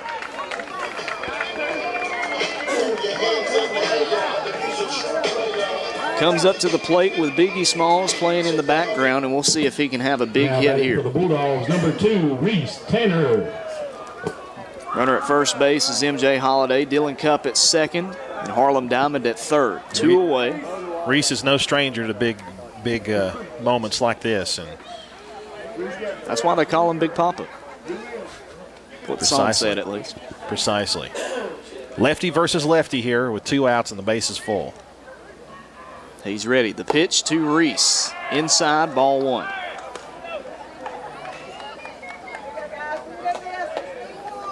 A walk, a wild pitch, base hit, gives the Bulldogs the lead. The 1-0 fouled off the leg of Reese Tanner, and the sophomore will walk it off. Very similar to the foul ball that Dylan hit off of his foot in game 1 back on Tuesday. So Reese takes time to pull his stirrups up and shake the sting off. Bases for the Dogs for the second time this inning. 2 runs already across for Cedartown in a 3-3 tie. The 1-1 to Reese Tanner almost hits him. That wasn't an off-speed pitch either. That was a hard fastball. 2 balls and 1 strike. Well, base hit, ball 4. Either way, Cedartown would take the lead here with 2 away in the bottom of the 4th. Gent is set, the 2-1. Breaking pitch, framed back in the zone, and that's strike 2. Wow. But that one was clearly outside. Sure looked like it. Good job framing the pitch by Couch, though. Pulls it back in the zone. 2 out, 3 runners aboard for Cedartown. And time called at the plate by Reese Tanner.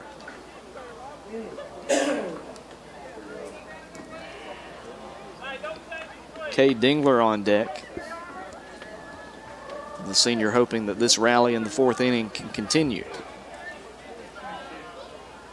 The 2-2 to Reese. Swings, hits it, it's over to first base. He fields, he runs to the bag, and he tags it just in time for the 3rd out. Cedartown does score 2 here in the bottom of the 4th inning, and we'll head to the 5th in a 3-3 tie. You're listening to Bulldogs Baseball here on the Big Double A. Cedartown Automotive is your one-stop for all your automotive needs. For oil changes, new tires, or tire repair, brake work, tune-ups, air conditioner service, or repair, think of Cedartown Automotive. Cedartown Automotive is a longtime supporter of Cedartown High School athletics here on WGAA. Cedartown Automotive on East Avenue in Cedartown. Give them a call today at 770-749-5040 or stop by their beautiful location for fast and friendly service. And all the folks at Cedartown Automotive say, go Dogs!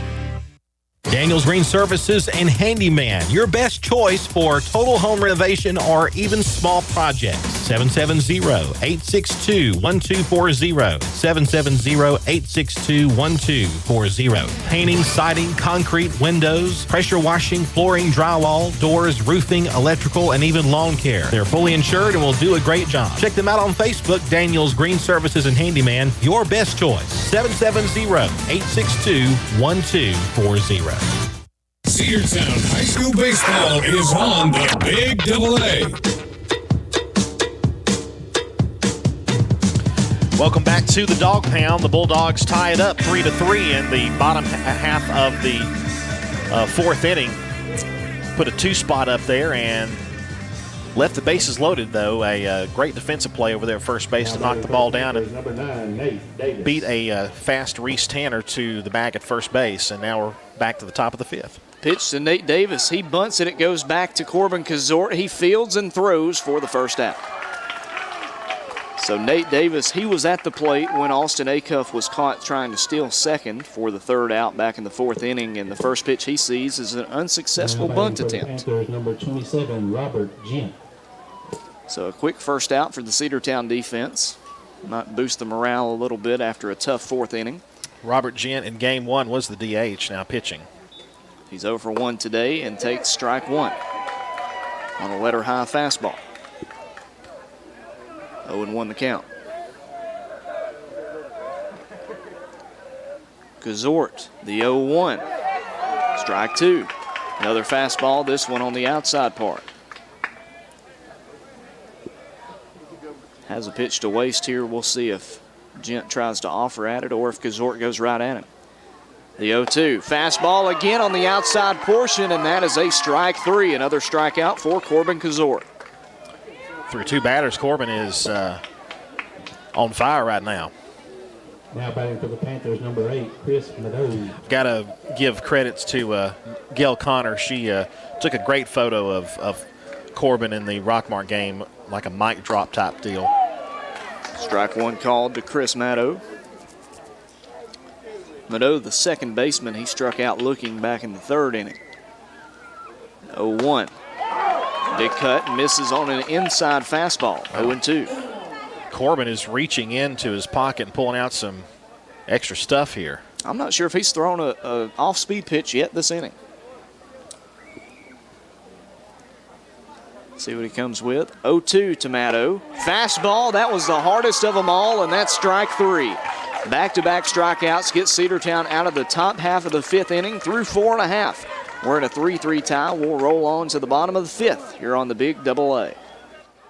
Rocky and Patty Tillery, 2 Cedartown High School graduates, and they stayed right here in the county and went into business. They employ right at 100 people, and they've been doing that for a long time. Most of their work is from out of the county, but they want to push our youngsters here, no matter what they're doing, Little League, Pony League, high school baseball, basketball, football, and soccer, and that's Polk County Public Service. They appreciate serving you. Coverage of Cedartown High School Bulldogs baseball on the Big Double A is brought to you in part by Republican State Representative Trey Kelly of Cedartown. This is Representative Trey Kelly. Amy and I want to wish all the players and coaches a safe and successful season. You've worked hard to represent us on the field, and I'm proud to represent you in the Georgia House of Representatives. Again, this is Representative Trey Kelly, and I want to thank you for listening to the Big Double A. Go Dogs! This announcement paid for by State Representative Trey Kelly, kellyforhouse.com. Cedartown High School baseball is on the Big Double A. Only took 7 pitches in the top half of the 5th to retire the Panthers in order 1, 2, 3, and now the Bulldogs are right back at it on offense. And we'll see if the 4, 5, and 6 batters can get it going for Cedartown here, starting with Cade Dingler. Cade looking to continue what's been a pretty nice change in of the climate so far for Cedartown. Since that hit from Harlem Diamond, the offense kind of turning it up a bit, and off the defense with 7 pitches in the top of the 5th. First pitch to Cade Dingler, high and outside from Robert Gent, 1-0 the count. Cade 1 for 2 in this one. He had a double back in the first inning, but was not able to come around to score. The 1-0 to Cade. In the zone, he fouls it straight back, 1-1. Cut, kid. Good cut. Cade Dingler, Denver Nail, and Corbin Kazort will come up to the plate this inning.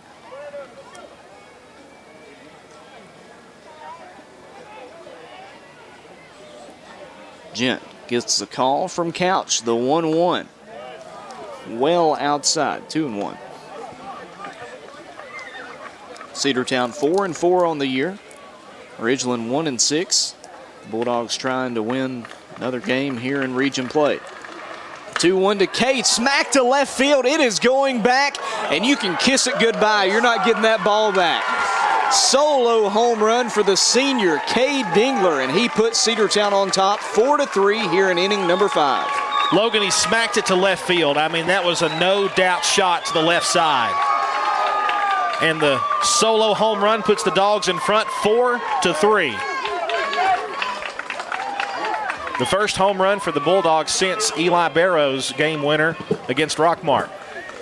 Huge shot from Cade Dingler. That's a good example of battling in an at-bat, waiting for the pitch you want to see and turning on it when you get the opportunity. 4-3 Cedartown leads. Number 11, Denver Nail. There was nothing that time that Nate Davis could do but turn around and watch it soar.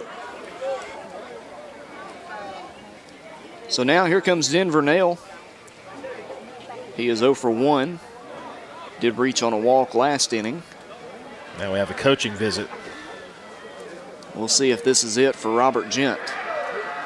He's had some struggles here towards the end of the middle stretch of this game, but all things considered, you look at the pitchers we saw from them on Tuesday, he still had the most success against our lineup than anyone else. That'll be it for Robert Gent.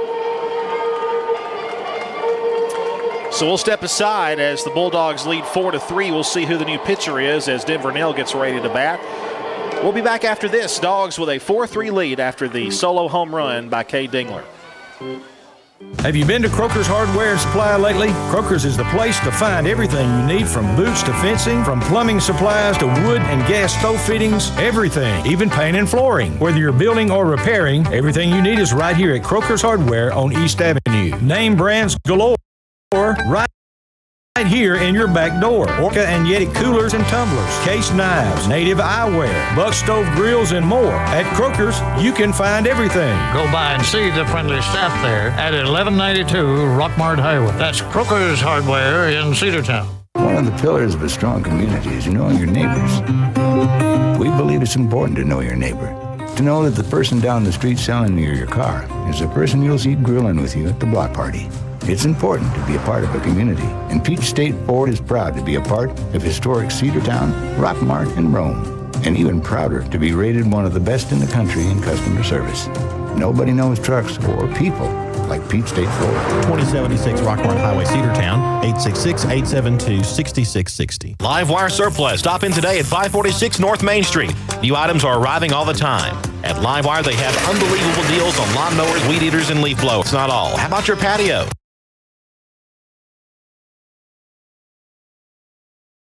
Livewire has top-of-the-line grills, patio tables, and chairs, fire pit packaged, and price to sell.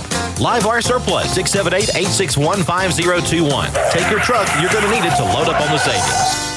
Cedartown High School Baseball is on the Big Double A.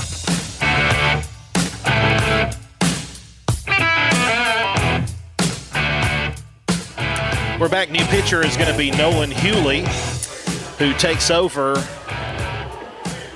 He was playing first base, if I'm not mistaken, Logan, and moves over to there, and taking over at first will be the pitcher, number 27, Robert. Jen is done. Jacob Klein comes in to play first base. He is an offensive tackle on the football team. He sure looks like it. Yeah, he's a Division I prospect for sure. His father is actually the assistant coach of the baseball team, the head coach of the football team, Kip Klein. And while we're talking about that, I do want to shout out the coaching staffs for both sides. Very evenly played game, and you got to credit that to the coaching staffs. Ridgeland coached by head coach Scott Harden, and assistants D. Arnold and Kip Klein. Cedartown coached by head coach Kevin Johnson, and assistant coaches Josh Davenport, Jeff Dingler. You've got Dustin Little. You've got Ryan Evans, and I feel like Austin Pope. I knew there was one more, so there you go. The first pitch from Nolan Hewley is going to be a fastball down the middle. 0-1 the count. We'll go from a southpaw to a right-handed pitcher now. This is Denver Nell at the plate. 0 for 1 with a strikeout. Did get aboard thanks to a walk. And the 0-1 is a high pitch, but he fouls it back. 0-2. Headed straight from my head. Thanks for netting. Yes. In net we trust. The big shot this inning, a solo home run for Cade Dingler. Now Denver Nell in a hole. Nobody out. The 0-2 to Nail is hit on a rope to right center field and down. It's going to roll to the center fielder, and Nail will stop at first with a single with nobody out. Bulldogs bat's finally starting to get into the groove here in the past couple of innings, especially here in the 4th and 5th here. And here comes Corbin Gazort. Now batting for the Bulldogs, number 10, Corbin Gazort. So the senior starting pitcher trying to help himself out a bit. He scored last inning. He got on thanks to a walk and worked his way around, scored on that hit by Harlem Diamond. The pitch to Corbin. A looping curve from Hewley that misses the zone. 1-0. Corbin struck out in the first inning. Had a full count last time before getting ball 4. The 1-0 to Corbin. Inside, maybe a bit high, 2-0. Eli Barrow on deck. He'll also come up this inning. Hewley is set. The 2-0. High, 3-0 the count. Hewley struggling to find the zone in this at bat. Nail with his lead over at first. Corbin squares to bunt, pulls it back, and that's a strike called. A super late strike called. Oh, my.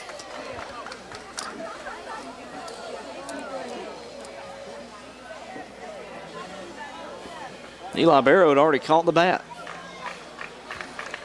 So a hitter's count, 3 balls and 1 strike. The pitch to Corbin, he fouls it back, and now there's a full count. My, oh, my. This is game 1 of a doubleheader. Remember to join us right back here on the Big Double A just a few minutes after this one finishes up for the second game. Hewley shakes off the first sign. They'll look Nail back over at first, and looking at the size of Jacob Klein versus Denver Nail, that'd be a great matchup on the football field, wouldn't it? No doubt about it. The payoff pitch is behind Corbin Kazort, and he'll head down the line with a walk. Here comes a guy that might match up a little bit better with him, Eli Barrow. They probably did. Come to think of it, this past football year. I'm sure they probably did. Eli, the starting middle linebacker. He's going to change pitchers again. So Nolan Hewley, with one at bat, is pulled. No, he had two at bats. He had a single and a walk, and we'll find out who the new pitcher is in a moment. We'll step aside here on the Big Double A. Cedartown 4, Ridgeland 3 in the bottom of the 5th inning. Bradford's Drugstore on North Main Street in Cedartown is your locally owned and operated Good Neighbor Pharmacy. Bradford's accepts most prescription plans, and remember Bradford's for all of your gift and decor needs. Bradford's pharmacist takes time to get to know you, explain your medication, and answer any questions that you may have. Go by and see Bill Brewster and all the fine folks at Bradford's the next time you need a prescription filled. Also use their convenient drive-thru. Bradford's Drugstore, 500 North Main Street, Cedartown, 770-748-3100, and all the folks at Bradford say, go Dogs. Cedar Valley Golf Course has been the place to play golf in Cedartown and Polk County for nearly a century.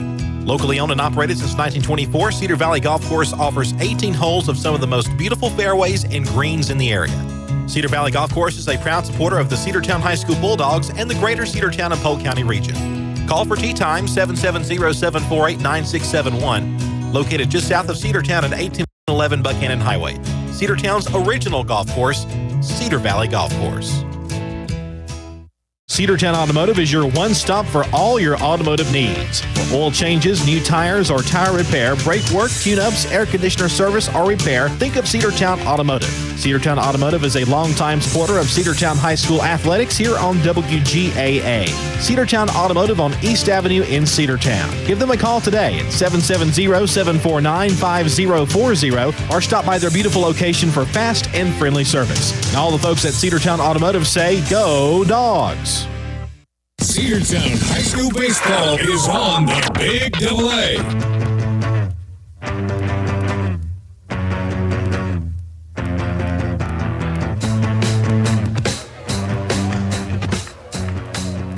Eli Barrow, the first pitch to him was a strike called right down the middle, 0-1. Eli trying to get his first hit of the day. He is 0 for 2 with a pair of strikeouts. Runners at first and second, nobody out. Nail at second base and Kazort at first. The 0-1 to Eli. Big cut again, takes him down to one knee as he misses contact. 0-2 to the sophomore.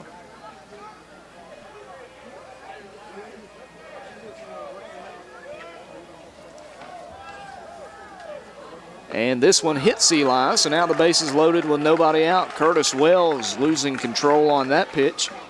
The second time Eli Barrow has been hit by a pitch this series. And now the base is loaded for Zane Barrow. Eli will be relieved for a courtesy runner here. Looks like Chance White. Tony Ware, beg your pardon. So Ware, the freshman, will run for Barrow. Number 12, Zane Barrow. And we'll see if Zane Barrow can get a big hit. His senior counterpart, Cade Dingler, get the name right eventually. Cade Dingler hit a home run earlier this inning. Can Zane Barrow hit a grand slam with nobody out? We'll see. The first pitch to Zane, outside, ball one. Not if he doesn't get anything to hit. Wells has to throw it in the zone, though. Bases loaded. You don't want to walk in a run with Cedartown up by one. The 1-0 to Zane is low, and that makes it 2-0. Denver Nail at third base, Corbin Kazort at second, and standing at first is Tony Ware, the courtesy runner for Eli Barrow. The 2-0 to Zane Barrow. Inside and gets the call at the Sox. 2-1.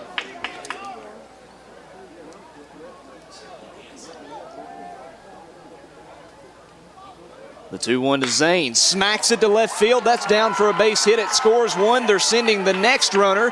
The throw comes in, and he is safe. 2-run score on a single by Zane Barrow, and the Dogs lead 6-3. Laser beam shot there, and that was a good throw in from left field, but the speed there got him in, and the Dogs have finally broken out of the one-run game, 6-3, and now here comes Harlem Diamond, still nobody out. Now batting for the Bulldogs, number 1, Harlem Diamond. Denver Nail scores easily, but credit to Corbin Kazort, the pitcher, running all the way hard as he could and slides in just past the tag that would have been applied by the catcher. First pitch to Harlem. Gets away from him, and the runners will move up to second and third. They've yet to find the ball. Now they do, but Tony Ware will hold up there at third base. Sounds like a similar situation to Harlem Diamond, doesn't it, Andrew? Had runners at second and third last inning. Cedartown was down 3-1 then. Harlem sent a grounder off the leg of the starting pitcher, Robert Gent, was safe at first, and because of that, both runs scored after the throw from the pitcher to first base was wild. The 1-0 is low and outside as well. 2-0 the count to Harlem Diamond.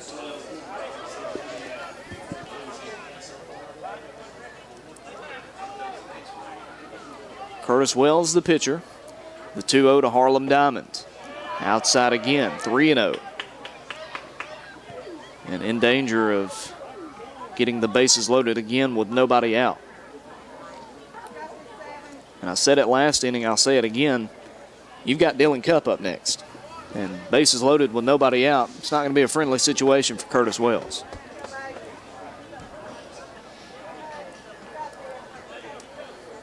I imagine Harlem's taking all the way right here, considering the control issues that Wells has had. The 3-0 from Wells inside almost hits Harlem Diamond, and the sophomore will go down to first base after that walk. So it will be the anticipated matchup with the bases loaded, nobody out. And the coach comes out of the dugout again for Ridgeland. Will we see, what would this be, the fourth pitcher of the inning? Well, possibly. Yep, it will be another change. All right, so pitcher number 4 with 0 outs recorded yet here in the bottom of the 5th inning. 6-3, Cedartown on top. We'll tell you all about the new pitcher after this timeout on WGAA Radio. Daniels Green Services and Handyman, your best choice for total home renovation or even small projects. 770-862-1240. 770-862-1240. Painting, siding, concrete, windows, pressure washing, flooring, drywall, doors, roofing, electrical, and even lawn care. They're fully insured and will do a great job. Check them out on Facebook, Daniels Green Services and Handyman, your best choice. 770-862-1240.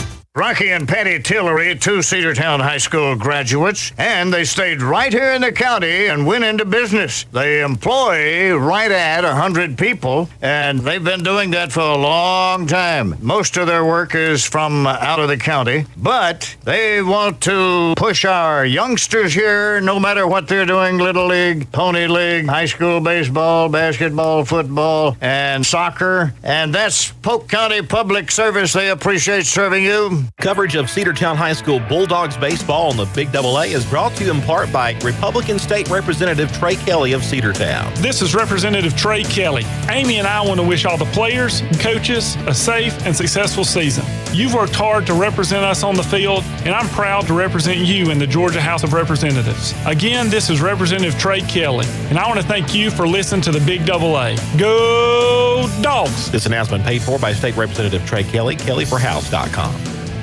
Cedartown High School baseball is on the Big AA.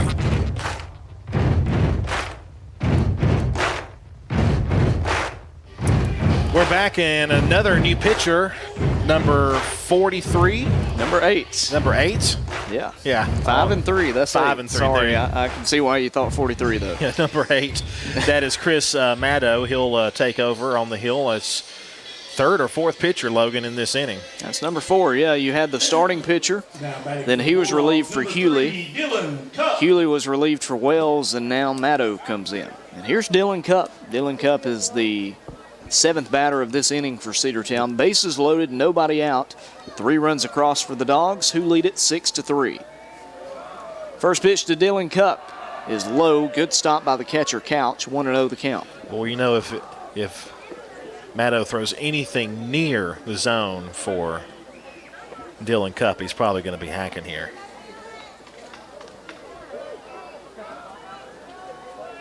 Maddow is set. The 1-0 bounces up there, and another good stop by Couch, the catcher. 2-0 the count. At first base is Harlem Diamond. Zane Barrow stands on second. And the courtesy runner for Eli Barrow, Tony Ware, is over at third base. 2 balls and no strikes, nobody out. Dylan Cupp, the sophomore sensation, at the plate. The 2-0 to Cupp. Again, bounced up there, and 3-0 the count. We'll see if Maddow can get it in the zone and avoid walking in the 7th run of the game for Cedartown.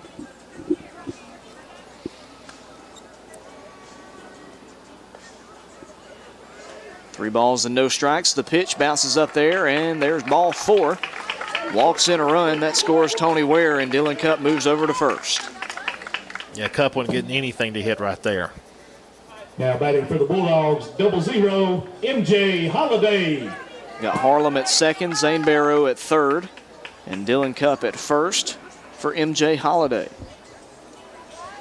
MJ is 1 for 2 with a single in the first inning. He's also gotten aboard on a walk. First pitch to MJ, drops in the zone, strike 1. Just a simple fastball, about waist high. Maddow gets a sign from Couch. The 0-1. Strike called on the lower part of the zone, and now he's ahead 0-2. So he walks in the run, but quickly gets ahead in the next at bat, Andrew. He does indeed. Bases full, 0-2. Nobody out. And the 0-2 a little bit further outside, 1-2 the count. Trying to frame it was Couch, does not get the call. Here's some cheers coming from up on the hill. Soccer game going on between Cedartown and, I believe, Pickens. 1-2 outside again. Couch catches it, not able to frame it. 2-2. Still nobody out. 4 runs across for the Dogs here in the home half of inning number 5. And Ridgeland just trying to get out of this inning without letting it get any worse. The 2-2, MJ will have a grounder over to first base, and they're going to call it foul. And it was just barely, It was if close. so. It was close. So it'll stay 2-2. If that's fair, that's a bases clearing, probably double or triple for MJ Holiday, depending on how hard he runs all the way through. There's more foul territory down that way, and the right fielder would had to have come a long way to get to it. So you're right about that. 2 balls, 2 strikes. And Maddow wants another baseball.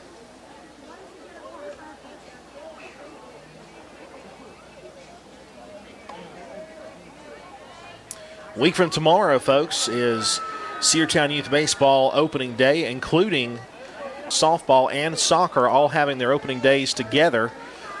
And that should be a huge day for Cedartown. We look forward to being a part of that. Should be a lot of fun.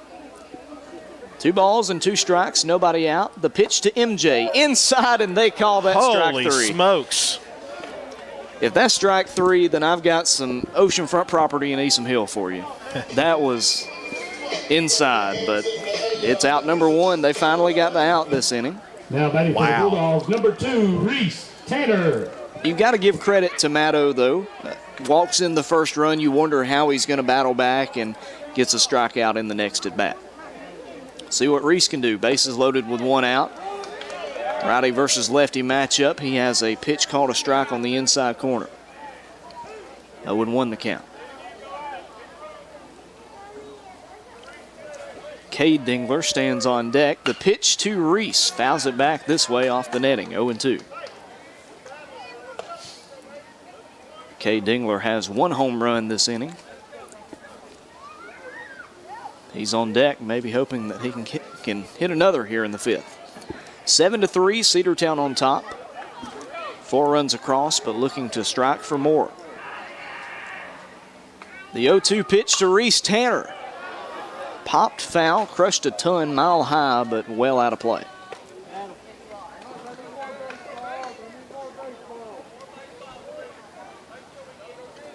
At third base is Zane Barrow. Harlem Diamond at second base. And at first base is Dylan Cupp.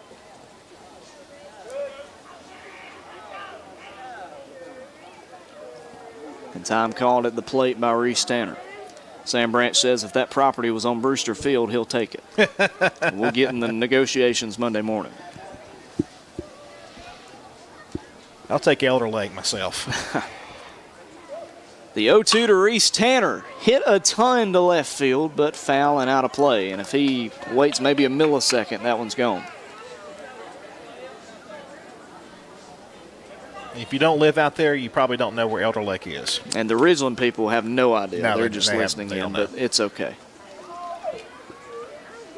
0-2 the count, one away, bases loaded. Reese Tanner at the plate. The 0-2. Popped back this way. A good battle between Tanner and Maddow here. Sophomore staying alive.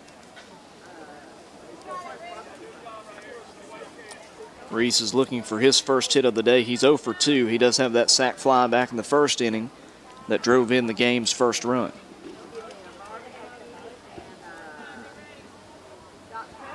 Maddow gets a sign from Couch. The 0-2 to Reese Tanner. It's going to be a grounder on the infield, fielded by the second baseman, gets away from him, and everybody is safe. That scores Zane Barrow, and it's 8-3. Everybody moves up 90 feet. There's the infield single, and here is, guess who, Cade Dingler. And the last time he was at the plate, now batting for the Bulldogs, number 8, Cade Dingler. He put a hurting on a baseball. Yeah, that's what he did. So we'll see what Cade can do in his second plate appearance of inning number 5. The first pitch he sees is hit to right center field, and that is down. One run will score. They'll send the second runner. The third runner will hold up at third base, so a 2 RBI single. The fifth inning has been pretty nice to the senior Cade Dingler. It sure has. 3 RBIs for him in the inning, including the solo home run, and the Dogs have broken it open here 10-3. Cedartown trying to keep this rally going. Only one out, and that'll bring up Denver Nail. Scores Dylan Cup and Harlem Diamond. Reese Tanner moves up to third base. Now batting for the Bulldogs, number 11, Denver Nail.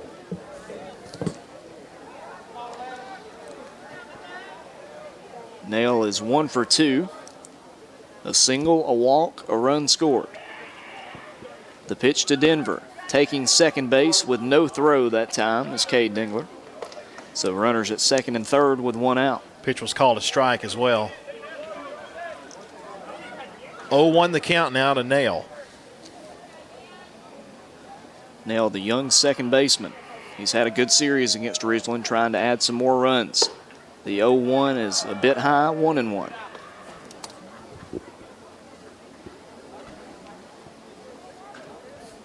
One ball, one strike, one out. 10-3 Cedartown after a 7-run fifth inning. And they don't want to stop it there. The pitch to Nail, inside. Holy smokes, they called it a strike. All right. It almost hit him. It could have nicked his jersey. No words there.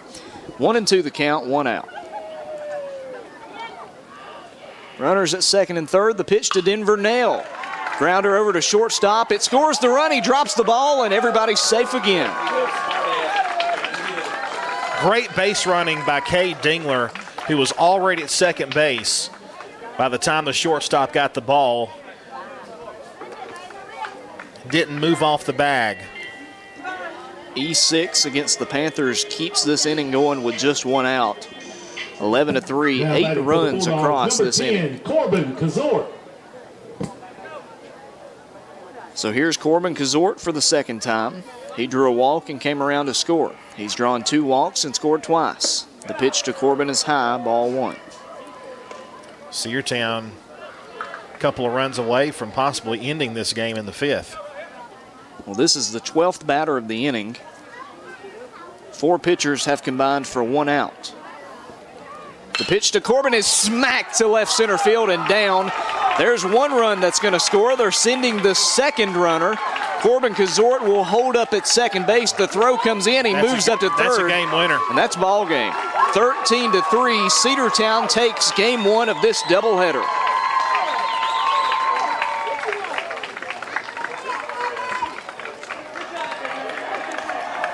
Two RBI triple from Corbin Kazort. And that ends this one. A 10-run fifth inning. Just what we expected, Andrew, going in tied 3-3. Precisely. I mean, absolute. The Bulldogs' bats coming alive. We'll talk about it here in just a minute as the Bulldogs are able to walk it off here in the fifth and win it 13-3. We'll come back and wrap this one up here in just a moment. Are you ready for steel? Equipment, that is. At Croker's Hardware in Cedartown, we've got all the steel equipment. Blowers and shredder vacs, chainsaws, augers and drills, trimmers and brush cutters. We're very proud to be a retailer for the steel product line. As an independent dealer, we can provide many services that the big box chain stores just can't match. Our friendly and knowledgeable staff is always ready to help you select the equipment that meets your specific needs. So call Croker's for a steel today. That's 770-748-4842 to learn more about steel in Cedartown. One of the pillars of a strong community is knowing your neighbors. We believe it's important to know your neighbor. To know that the person down the street selling you your car is the person you'll see grilling with you at the block party. It's important to be a part of a community, and Peach State Ford is proud to be a part of historic Cedartown, Rockmart, and Rome, and even prouder to be rated one of the best in the country in customer service. Nobody knows trucks or people like Peach State Ford.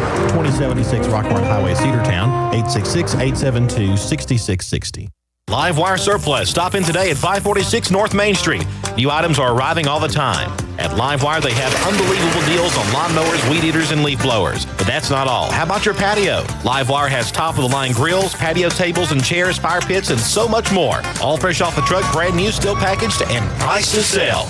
Livewire Surplus, 678-861-5021. Take your truck. You're going to need it to load up on the savings. Cedartown High School baseball is on the Big Double A.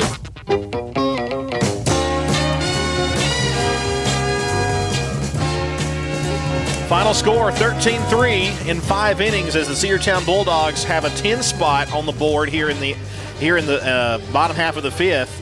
And what started out as a strange game, the Bulldog bats finally came alive, Logan, and took care of business. Yeah, Andrew, at one point you said this is a defensive battle, a pitching battle, and the baseball gods heard you and they flipped the script completely. 10 runs in that fifth inning. Ridgeland only able to get that one out in the fifth inning. Right. In all those at-bats for Cedartown, the Bulldogs win 13-3. Player of the game has to be Cade Dingler because he turned it all around. He had that solo home run, Andrew, to start out the fifth inning, comes back up and gets another base knock, gets 2 more runs batted in. He finishes a triple away from the cycle, a single, a double, and a home run for the senior. 3 RBIs, 3 for 4 on the day. He scored twice. You had a 2-for-2 day at the plate by Zane Barrow, 2 runs and 2 runs batted in.